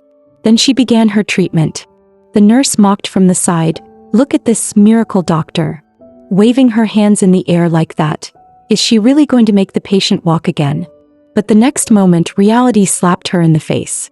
Xia smiled gently. "Mom, you're healed. You can get up now." To everyone's shock, Aunt Jean actually climbed out of bed and hopped around the floor. "Oh my God." The nurse's eyes widened in disbelief. Her legs were crushed under a car. Blood vessels, nerves, everything destroyed. How could she possibly be healed? Frozen stiff in her chair, the nurse could only sit there while Wu Gang pointed his phone at her and shouted into the live stream, "Brothers, you all heard her. This lady said she'd eat a chair if the patient was cured. Get ready, it's show time." The nurse blushed furiously, covering her face. "Stop filming. Don't stream this. Turn it off." Thankfully, Xia intervened. "Wu Gang, that's enough. Show some mercy." Only then did Wu Gang reluctantly end the live stream. As soon as the live stream ended, a doctor squeezed through the crowd, eagerly grasping Leng Xia's hands. "Miracle doctor, may I ask your name? Which hospital do you work at?" Put on the spot, Xia answered helplessly, "I'm currently unemployed, no hospital." The doctor's eyes lit up. "That's even better. On behalf of our hospital, I formally invite you to join us as an attending physician." At that moment, several more doctors appeared from the crowd.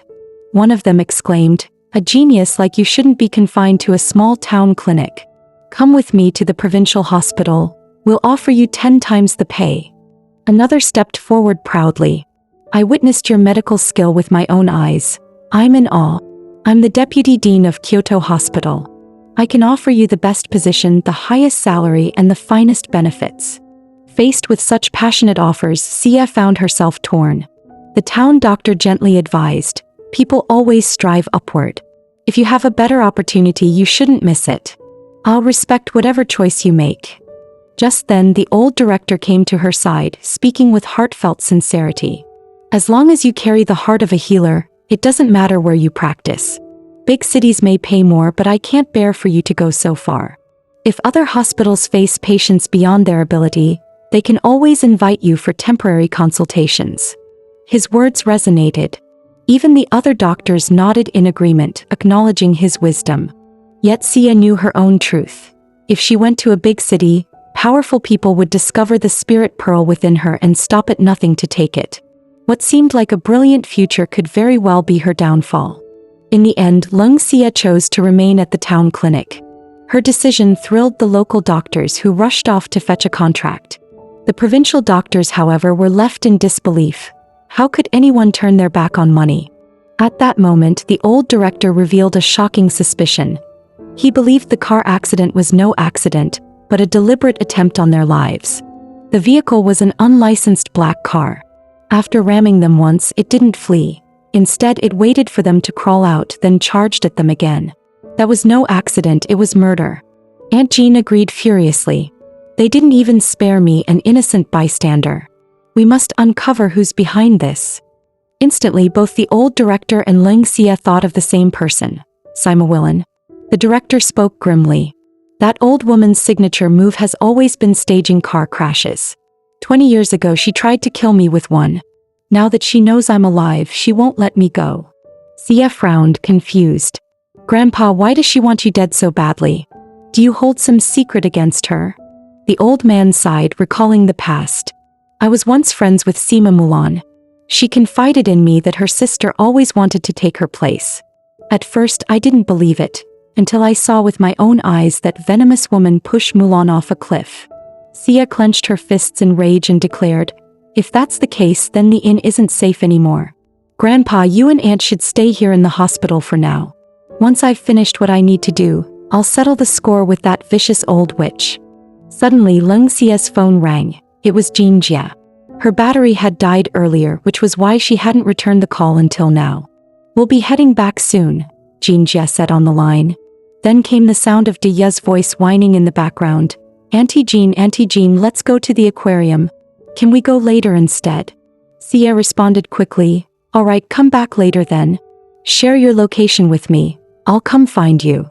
Back on Jean Jia's side, Lu Wan overheard the conversation. Her eyes flashed with malice. If Lung Xia comes here, my plan will fall apart. Putting on an act, she clutched her stomach and asked casually, is there a restroom nearby? Jean Jia pointed ahead. There's one just up there. Lu Wan immediately turned to Diya.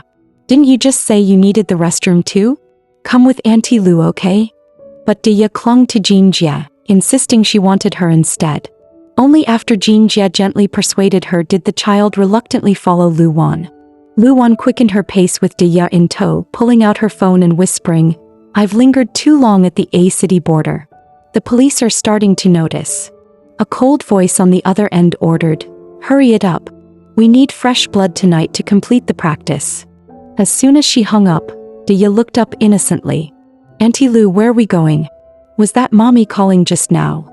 Lu Wan stayed silent, gripping the little girl's hand tighter and dragging her forward. Fear welled up in Diya's heart. She cried out, Auntie Lu, let me go. I want Auntie Jean. Then her wails grew louder. Mommy. I want mommy. Lu Wan crouched down, her face twisted with menace. Shut up. Cry again and I'll kill you. Lu Wan's behavior immediately drew the attention of nearby tourists. People murmured in outrage. Who treats a child like that? Didn't you hear her crying for her mom? That woman must be a kidnapper. Realizing she had been exposed, Lu Wan panicked, scooping up the child and bolting. The crowd gave chase, shouting, Catch the kidnapper. Someone stop that woman, she's trafficking a child. Terrified, Dia burst into tears, screaming at the top of her lungs, "Mommy! Save me!" Luwan snarled viciously, "Cry again and I'll throw you into the crocodile pit to feed the beasts." Luckily, Lung Xia and her group arrived just in time from the opposite direction. Trapped against the fence of the crocodile pit, Luwan found herself surrounded with no way out. In desperation, she lifted Dia high above her head, threatening Xia, "One more step and I'll throw her to the crocodiles." Xia's heart lurched. She raised her hands and pleaded, "No. Don't be reckless, let's talk this through. Luwan, if it's money you want, just tell me. I'll find a way to give it to you." But Luwan's smile twisted into something sinister. "Money means nothing to me anymore. I want youth, I want immortality. I refuse to serve that useless boss any longer. I want eternal life, and I know you have the means." Wu Yong, still desperate to save his girlfriend, shouted, "Don't do this. Don't throw your life away." But Luwan snapped at him harshly, "Shut up.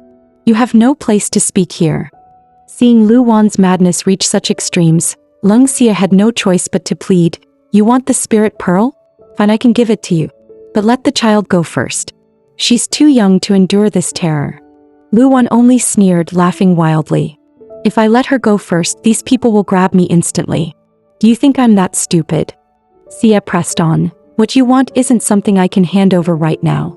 There are plenty who crave immortality. If you act rashly, someone else will snatch your prize the moment it's revealed." Just then, police sirens blared and officers swarmed the scene. Surrounded by law enforcement, Luwan made a shocking decision no one expected. "Perfect. Since I can't escape, I'll drag someone down with me." With that, she hurled Dia straight into the crocodile pit. Xia lunged forward desperately, but she was still a second too late. Amid the chaos, Luwan shoved through the crowd and fled. The scene was utter bedlam. The police had no choice but to split forces. One unit in hot pursuit of the trafficker, the other rushing to the crocodile pit to save the child. Elsewhere, Assistant Chen rushed to report to his boss. "The child's been thrown into the crocodile pit by traffickers. Her life's in danger." Gong Sini's face went pale. He immediately ordered his men, "Get the helicopter in the air. Save that child at all costs." At the same time, Haiji caught sight of the live stream. He rallied all his crew. "Move out. We're going to rescue Lung Xia." Back at the pit, Xia braced to leap in, but Wu Gang grabbed her, shouting, "It's too dangerous. You can't." Aunt Jin's eyes brimmed with tears. "Think of Arya and Sanya. You can't risk yourself like this." But Xia's resolve was unshakable. "That's my child down there. Besides, the spirit pearl will protect me, I'll be fine. Trust me." With that, she climbed the railing and hurled herself into the crocodile pit. Watching through the live stream, Gong Sini's heart twisted in agony. Their helicopter was still en route. In the water, Dia was already encircled by crocodiles, crying out, "Mommy, I'm scared." The next instant, Xia came crashing down from above, driving her elbow into a crocodile's back with bone-crushing force. She scooped Dia into her arms, shielding her tightly. The crocodiles froze, stunned by the radiant glow emanating from her body. Beneath the surface, their guttural voices rumbled in hushed conversation. "Hug my back. She crushed me. This woman, she carries the spirit pearl. Her aura, it's aquatic, ancient, at least 10,000 years old." Another crocodile growled, skeptical. "Really, second elder? Are you sure? That pearl might not be hers. It could be stolen." A third hissed greedily. "If we devour her and seize that eternal pearl, maybe we can finally escape this cursed place." What they didn't know was that Lung Xia heard every word crystal clear. Lung Xia steadied herself and called out to the crocodiles. "As long as you don't harm my child, I can negotiate with your boss to set you free, to let you return to nature." The crocodile brothers froze at her words, momentarily stunned into silence. Suddenly, a gunshot rang out, striking one crocodile in the head. Xia spun around, shouting desperately at the officers, "Stop shooting!" Enraged and terrified, the wounded beast roared and lunged straight at her. At the last second, the police fired again, landing another hit on its head, forcing it to retreat back into the water. Still, Xia cried out, "Don't fire again." The park manager echoed her plea. "Stop provoking them. If this continues, You might draw out the crocodile king. By now, more and more crocodiles had gathered, their guttural growls echoing across the pit. In their eyes, humans had once again harmed their kin and vengeance was their only thought. Sia raised her voice, desperate to reason with them. Listen, it wasn't me who hurt your kin. The guilty should bear the blame. I carry the spirit pearl. Give me a chance and I can heal your wounded relative. Her words struck a chord. The lead crocodile lowered its massive head and rumbled, If you truly heal our kin, we will spare you and your people. Seeing the situation, Lung Sia gently set Dia down and waded slowly into the water, personally treating the injured crocodile. Within moments, the wounds on the beast began to heal. On shore, the crowd murmured in confusion. Some thought Sia was merely calming the crocodile, while others whispered she must be insane. Spotting their doubts, Wu Gang explained through his live stream, Brothers, listen up. Earlier the officers accidentally injured 2 crocodiles while trying to save people. My sister Sia is using her incredible medical skills to heal them. But while Sia was still focused on the treatment, one crocodile stealthily slipped toward the shore. By the time she noticed, it was too late. Dia had already been seized in its jaws. The little girl screamed in terror, Mommy, help me. The attacker was none other than the infamous Crocodile King, a beast known for its brutality. With Sia too far away, she couldn't reach her daughter in time. Thankfully, in the next heartbeat, the other crocodiles swarmed the king, biting and thrashing. Wounded, the Crocodile King finally released Dia. Trembling and hurt, Dia scrambled back into her mother's arms, where Sia immediately began healing her. From the shore, Wu Gang shouted excitedly, The crocodiles are showing gratitude. They fought the Crocodile King to save her child. See? Even the fiercest beasts know how to repay kindness. But the Crocodile King was far too powerful. Within moments, it crushed the lesser crocodiles, leaving only itself looming over Lung Sia and her daughter. With a sudden lunge, it clamped down on Sia's leg. At that instant, a desperate male voice rang from above. Give me your hand. It was Gong Sini finally arriving.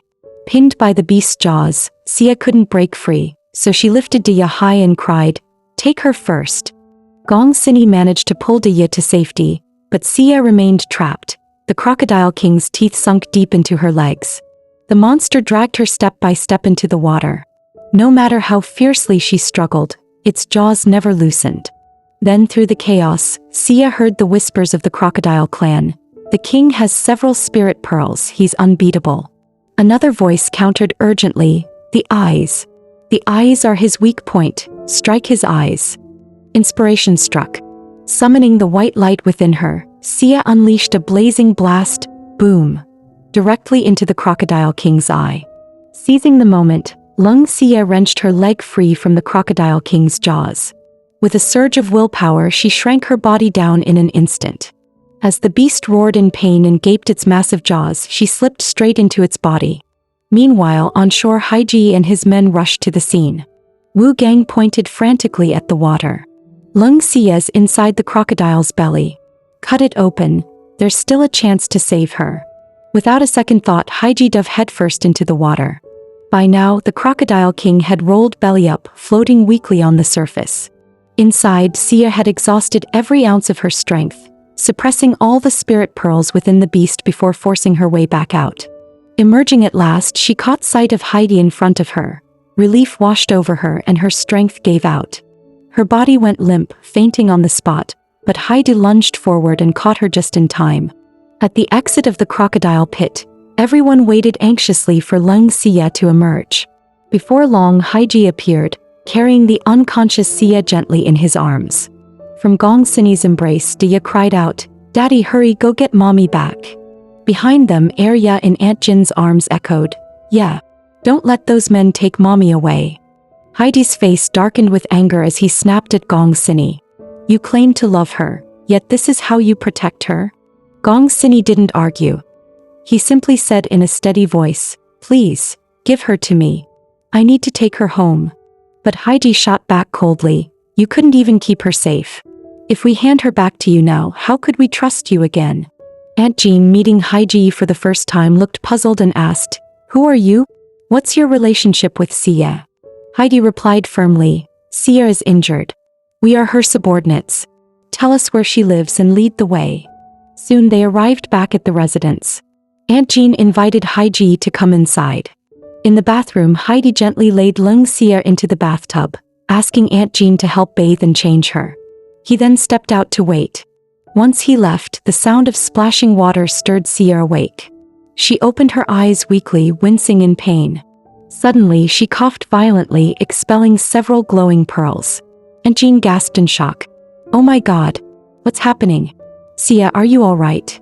Xia slowly propped herself up and explained, "These are treasures. They can heal wounds and cure illnesses. Just a little focus of will and injuries can be closed." Aunt Jean was stunned, unable to believe what she was seeing. Xia, however, picked one up and tried to give it to her. Aunt Jean hesitated, shaking her head. "If it's that precious, you should save it for the children's father.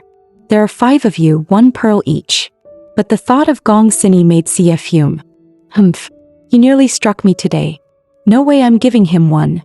Smiling suddenly, she told Aunt Jean, "Sister, open your mouth." Aunt Jean still resisted. "It's too valuable.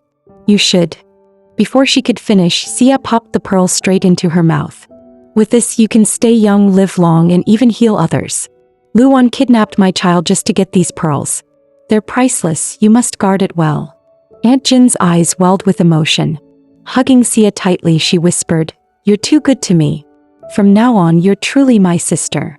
Xia then added, "I'm now the resident physician of Jin Family Town. From now on, when I treat people, you'll come with me.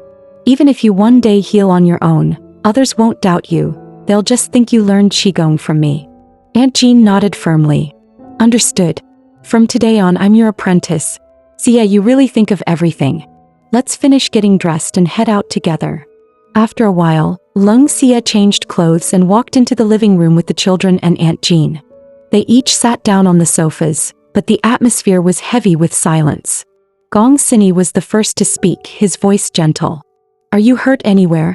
I'll take you to the hospital right now and—" Before he could finish, Zhou Tian cut him off, blurting anxiously, "I saw the live stream. You were in danger and I came too late." To ease the tension, Aunt Jean chimed in with a smile. "There are quite a lot of people here today and it seems we're not all familiar. How about some introductions?" Gong Sini seized the chance. "I'm Gong Sini, the father of these 3 children." Xia sneered back, "You're their father? Funny, I didn't know that. Do you have any proof?" But her little daddy's girls weren't having it. Dia piped up, "Mommy, Daddy saved me at the crocodile pit." Arya added, "We even stayed at Daddy's house." Sanya declared outright, "He is Daddy, don't you remember?" Truly his 3 little sweethearts. They left Xia speechless, nearly dying of embarrassment on the spot. Desperate to change the subject, she quickly asked, "Do you girls want an uncle?" The trio clapped excitedly, then blinked in confusion. "What's an uncle? Is it something to eat? Or is it fun to play with?" After that, Lung Xia turned to Haiji with excitement. "Come on, line up. I'm going to introduce you all to the children." She called the girls over, while Haiji and the others stood in a row, waiting with anticipation. Pointing to Haiji first, Xia said, "This is your eldest uncle. He once bandaged Mommy's injured foot. Say hello to Uncle." The girls chimed in unison, "Hello, Uncle." Haiji smiled warmly. "Hello, girls." Next she pointed to the buzz-cut young man. "This is your second uncle. He once roasted meat for Mommy. Greet your second uncle." Again the girls sang out together, "Hello, Uncle." The young man was so moved his nose ran with tears. He stammered, "Hello." Xia told them gently, "From now on you girls have uncles. If Mommy isn't around, you can go to them whenever you need help." Then she deliberately glanced at Gong Sini. "Other children may have their father's love, but you have your uncle's protection. With them here, you'll never be alone or bullied." The girls adored their newly appointed uncles, bursting into laughter and play as they clung happily to them. Just then Zhou Tian approached with a stack of papers. "These are Grandpa Lung's records.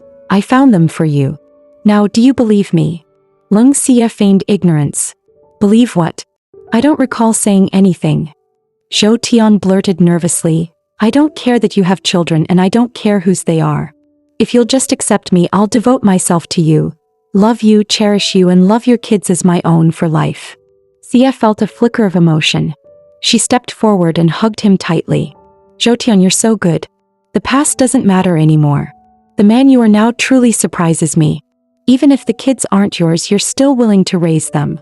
Behind them, Gong Sini watched silently, every word and gesture cutting into him. Xia added soberly, but raising children is no small task, let alone 3 of them. Takes enormous money and effort.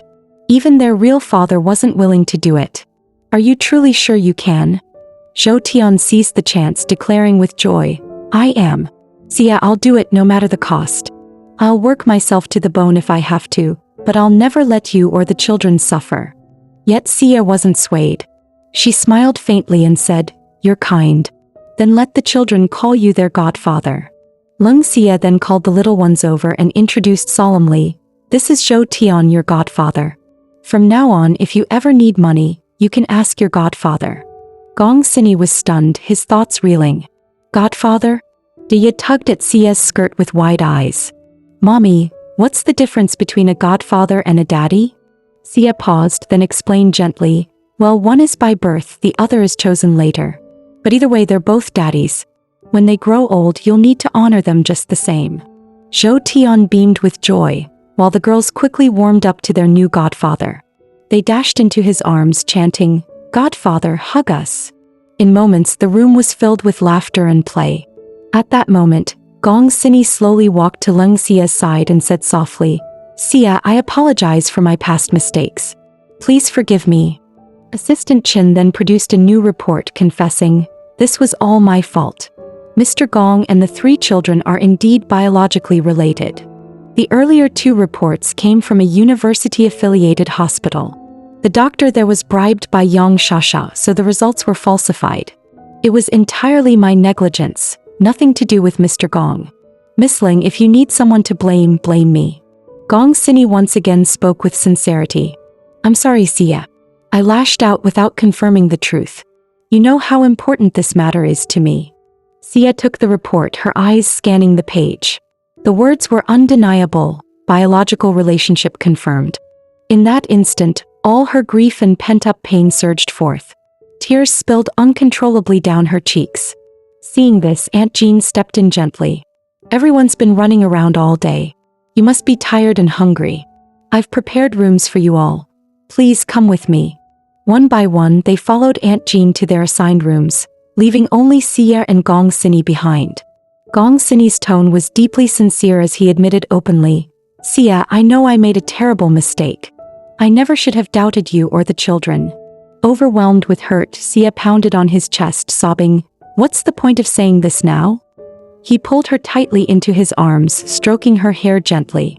Hit me if you need to. As long as it eases your pain, I'll take it. I'll do anything for you. Then with tender hands he wiped away her tears and teased softly, My little darling, you've cried yourself into a kitten. Blushing furiously, Xia murmured, And this little kitten, are you sure you don't want her? Of course I want you, he said firmly. This kitten stays by my side for life. And without my permission, you're not allowed to sneak away. His voice softened again. Xia, forgive me. Let's go home. Give me a chance to make it right. In that moment, the last of her resentment melted away. Lung Xia had fully forgiven Gong Sini. The 2 of them sat on the bed, flipping through old photos. Lung Xia picked one up with a smile. Gong Sini, you were really adorable as a child. In the photo, the whole family was together, radiating warmth and happiness. Yet now only he and his grandmother remained. Gong Sini spoke in a low voice. My grandfather, my parents, even my uncle and aunt's family, all of them died in a car crash. Their deaths were never explained. I will find the one behind it and avenge them. Xia replied firmly, We'll find the culprit no matter what. Gong Sini continued, Didn't your grandfather and Aunt Jean also get into a car accident? I once asked my grandmother if she had anything to do with it. He recalled the scene vividly. His grandmother flew into a rage, shouting, Are you even my grandson? How dare you suspect me of hitting people with a car? Was it Lung Xia who planted that idea in your head? She's never been a good person. She insisted, It was an accident, nothing more. How could you pin it on me? If you're tired of being president of Gong Group, then let Xiao Tian take over. The Gong family doesn't rely on you alone. Zhou Tian's mother chimed in sharply. Don't slander us. What proof do you have that I was driving that car? My mother is right. The Gong family doesn't just revolve around you. Keep talking nonsense and we'll strip you of your position immediately. Gong Sini's face hardened. My authority isn't yours to strip. You'd better pray the accident truly had nothing to do with you. Otherwise, don't blame me for cutting ties. With that, he turned to leave, colliding with Zhou Tian just as he entered the room. Zhou Tian yelped, clutching his arm. Can't you watch where you're going? That hurt like hell. His mother, Hua Xinxiu, rushed forward, shoving Gong Sini aside. The grandmother snapped, ordering Gong Sini to apologize to Zhou Tian at once. But Gong Sini didn't look back, he simply walked out. After hearing Gong Sini's story, Leng Xia felt her heart ache. She hadn't realized how much pain he had endured. Bumping into someone was nothing but an accident. There was no right or wrong in it. But why would your grandmother only demand you apologize? Xia mused. Then she recalled, do you remember what my grandfather once said? He shouted, Sima Huilon, you shameless woman. You know exactly who you really are. Aren't you tired of acting for so many years? Xia thought aloud. Sima Huilon. Could it be, Gong Sini, that your grandmother has already passed away? Gong Sini was stunned. Are you saying, the woman I call my grandmother might not be my real grandmother at all? He searched through the family photos, realizing there wasn't a single picture of the twin sisters together. Just then, Xia spotted something odd in one of the photos. In the group portrait, there was a black mark on grandmother's hand. Xia frowned. Is this just a stain on the photo? Gong Sini took it for a closer look and shook his head. These photos were all well preserved. It can't be dirt. That's a mole. Picking up another photo for comparison, he saw clearly, on that hand there was no mole at all. That means these grandmothers weren't the same person. Xia suggested, or maybe the old lady did have a mole, but later had it removed with laser treatment? After thinking it through, Gong Sini grabbed Leng Xia's hand and led her out of the room. They hurried down staircases until he pushed open the door to an old storage room. This place has been filled with decades-old belongings, he explained. Maybe we'll find more clues here. After searching around, Gong Sini finally uncovered a dusty old photo album.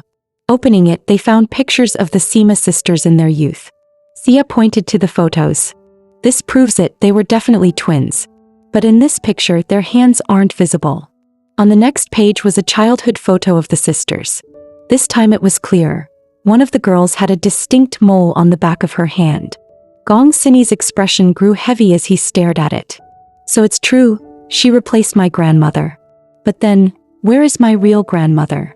Xia reminded him, your grandfather also said your real grandmother was Sima Mulan. According to Grandpa Leng, the elder sister, Sima Huilon, disappeared for half a year before her arranged marriage into the Gong family. The Sima family, believing Huilon was dead, had the younger sister Mulan take her place and marry into the Gong family instead. Xia concluded firmly, so the one with the mole was Sima Mulan. But the grandmother now has no mole on her hand. Gong Sini finally grasped the truth, his voice breaking. No wonder grandmother always sided with Zhou Tian and auntie. They were her real family. And the woman I called grandma for over 20 years, she was a fake.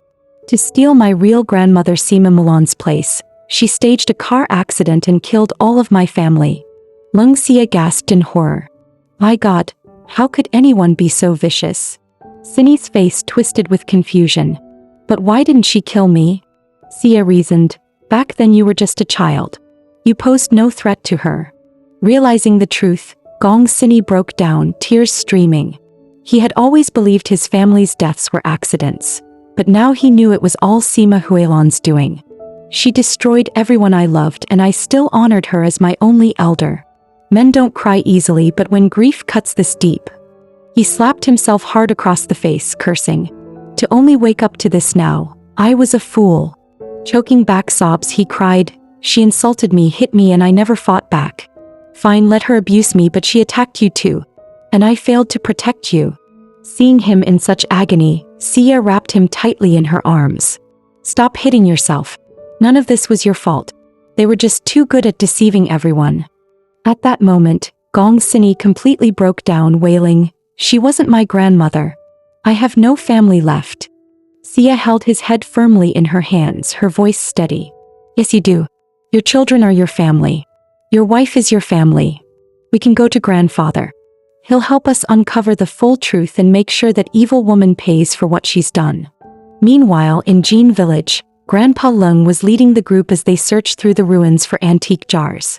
Soon Aunt Jean spotted one, though it had a small chip on the rim. Grandpa Lung examined it carefully and said, "Its value isn't as high as the intact ones, but it's still decent. I know how to restore artifacts. I can repair this." Suddenly his phone rang. The caller was Gong Sini. Over the line, Sini said, "Grandpa Lung, I'm sorry to disturb you, but I have something very important to ask. Please give me this chance." Hearing his voice, Grandpa Lung immediately replied curtly, "I'm busy," and was about to hang up. Sini shouted in panic, "Grandpa Lung, I'm Sima Mulan's grandson. I have nothing to do with Sima Huilan. I need to know the truth about the past. Please, help me."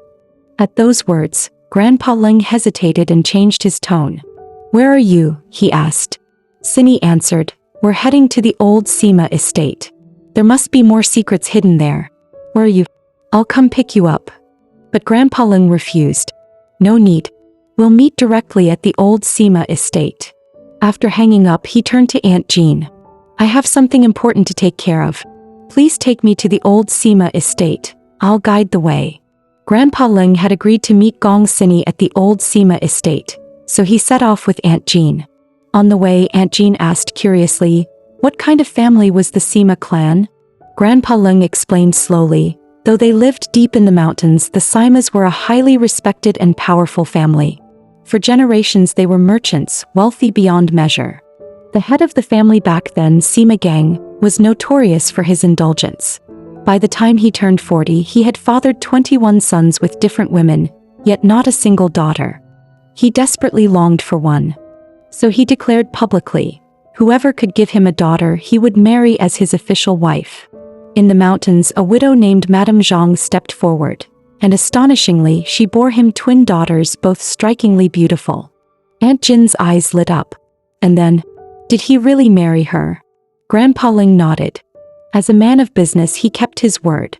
Sima Gang married Madame Zhang and named the twin girls Sima Huilan and Sima Mulan. The elder sister, Sima Huilan, was gentle and refined, fond of poetry and painting. The younger, Sima Mulan, was lively by nature and loved sports.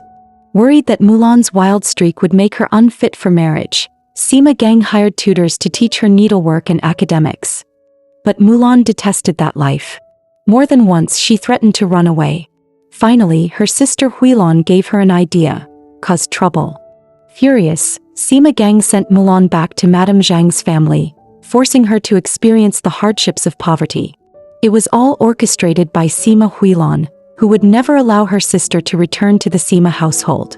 Huilan constantly slandered and framed Mulan in front of their father, until Sima Gang's view of Mulan worsened to the point that he declared coldly, "Let her live or die on her own." Thus, Mulan spent 12 long years at her grandmother's home, staying until she passed away. During that time, everyone assumed Mulan lived in poverty, barely surviving from one meal to the next. In truth, she devoted those years to studying archaeology. That's when I met her. Both of us were barely in our 20s. Aunt Jean leaned forward eagerly. And then, "Grandpa Ling, are you about to tell us your love story?" Grandpa Ling chuckled and teased, "Trying to pry it out of me? Not a chance." Just then they reached a fork in the road. Aunt Jean asked, "Grandpa Ling, which way should we go?" He pointed left. "Take that way. It's longer but safer. The right path runs along a cliff. Best avoid it if you don't have the nerves for it." Following his advice, Aunt Jean carefully steered the car down the left road. Meanwhile, Gong Sini's group also reached the fork in the road. Chin, his assistant, asked, "Boss, which way should we take?" Gong Sini fixed his eyes on a small truck ahead and made a firm decision. "We'll take the right path, it's shorter. If a truck can make it, so can we. We can't keep Grandpa Lung waiting." As they continued, the truck ahead suddenly turned down another road at the next junction. Chin panicked. "Why are they all turning left?" Gong Sini gave a cold smile. "Are you that dense? They're not headed to the old Sima estate. That road leads to a lumber mill. They're hauling timber. Relieved, Chin nodded. Got it. Everyone sit tight. The road ahead gets even narrower. No sooner had he said it than a pile of rocks appeared, completely blocking their way. Chin grumbled, who the hell is messing around out here? Gong Sini and Ling Xie got out to inspect. Looking around the desolate stretch of road, Xie frowned. There's no village or shop for miles. No one would haul rocks here on purpose. This can't be a prank. Gong Sini nodded in agreement. Chin, however, looked puzzled. If it's not a prank, then where did all these rocks come from? After a moment's thought, Xie's face darkened. There's only one explanation: landslide. No sooner had she spoken than the mountainside rumbled. Rocks and mud cascaded down with a deafening roar. Gong Sini's expression hardened. Get in the car. Chin, reverse. Head back toward the lumber mill and turn around. But Chin froze in terror. Without hesitation, Gong Sini shoved him aside and slid into the driver's seat. Slamming the gear into reverse, he floored the accelerator. The vehicle shot backward just in time, narrowly dodging the torrent of falling debris. The car shot backward into the lumber mill. The foreman immediately barked orders. A storm's coming with landslides to follow. Pack up your tools and evacuate. Move quickly. Then he pointed at Gong Sini's group who had just driven in. Who are they? Why bring a car into the mill? Get out of here, it's dangerous. Gong Sini turned the wheel, ready to leave, but the landslide was already pouring down at the mill's entrance. Panic broke out. We're trapped. The road's blocked, we can't get out. The foreman looked on in despair, muttering, why is fate so cruel? The mill just opened, and now it's going to be wiped out. Workers cried out one after another. I finally landed a good job. My family was so happy. But I haven't even gotten my first paycheck. I'm still young, I don't want to die here. Chaos spread quickly, but Gong Sini stayed calm. Scanning the area, he noticed the lumber mill was surrounded by tall, deep-rooted trees, making it the safest place for now. He called out, don't run around. I'll arrange for a helicopter to get us out. Hearing this, the foreman felt a wave of relief and stepped forward to thank Gong Sini sincerely. Just then, a worker rushed over and asked the foreman, Boss, what about the old lady on the back hill? She's all alone. It'd be terrible if the landslide reaches her. Before he could finish, the foreman snapped, how many seats are there on the helicopter? As long as we get out, that's enough. Why worry about her? She's been senile for years, a lonely old woman barely scraping by. Living means nothing to her anymore. Lung Xie's face darkened instantly. She shot back, how can you say that? If the landslide hits the back hill, that woman could lose her life. She pressed further. Tell me exactly where she is. I'll go bring her back myself. Gong Sini, worried for her safety, immediately interjected. It's too dangerous outside. I'll go instead. Several workers, familiar with the route, volunteered to accompany him. Once they left, Lung Xie turned to the foreman again. How far is the back hill from here? The foreman muttered irritably, 2 li and you'll have to climb uphill. I told you, why bother saving her? If you do, you'll be stuck taking care of her. Xie's temper flared. Shut your mouth. Do you even hear yourself? Don't you have elders in your family? Doesn't your conscience ache saying things like this? The foreman tried to defend himself. I'm thinking of everyone's safety. She's already at death's door. We're young. Why risk so many innocent families for one old woman? Disgusted by his callousness, Xie snapped, enough. You knew the landslide had already started, yet you ordered your workers to pack up tools instead of running. If anyone gets hurt, their blood is on your hands. Just then, the phone in Ling Xie's pocket buzzed. On the line, Gong Sini's voice came through. The storm's almost here. The helicopter can't take off. Lead everyone to the back hill. If you hurry, you'll reach it before the storm hits. I'll meet you on the way. Xie quickly asked, did you find the old lady? Gong Sini replied, not yet, but we found her cave. The priority now is shelter. Hurry over. The cave is safe. Hanging up, Xie gathered the workers. The storm's coming and the helicopter can't fly. We need to head for the cave on the back hill to take shelter. But the foreman objected again. Go if you want. This area's open. The rescue team will spot us easily. Who knows what the back hill's like? What if the landslide is worse up there? The more sensible workers spoke up. This place is low ground, it'll flood easily and the lightning will strike the trees around us. That's even more dangerous. The back hill's higher and safer. That old woman's lived there for decades without trouble. It has to be secure. Thea shot the foreman a hard look. Suit yourself. With that, she led the workers decisively away, heading for the back hill.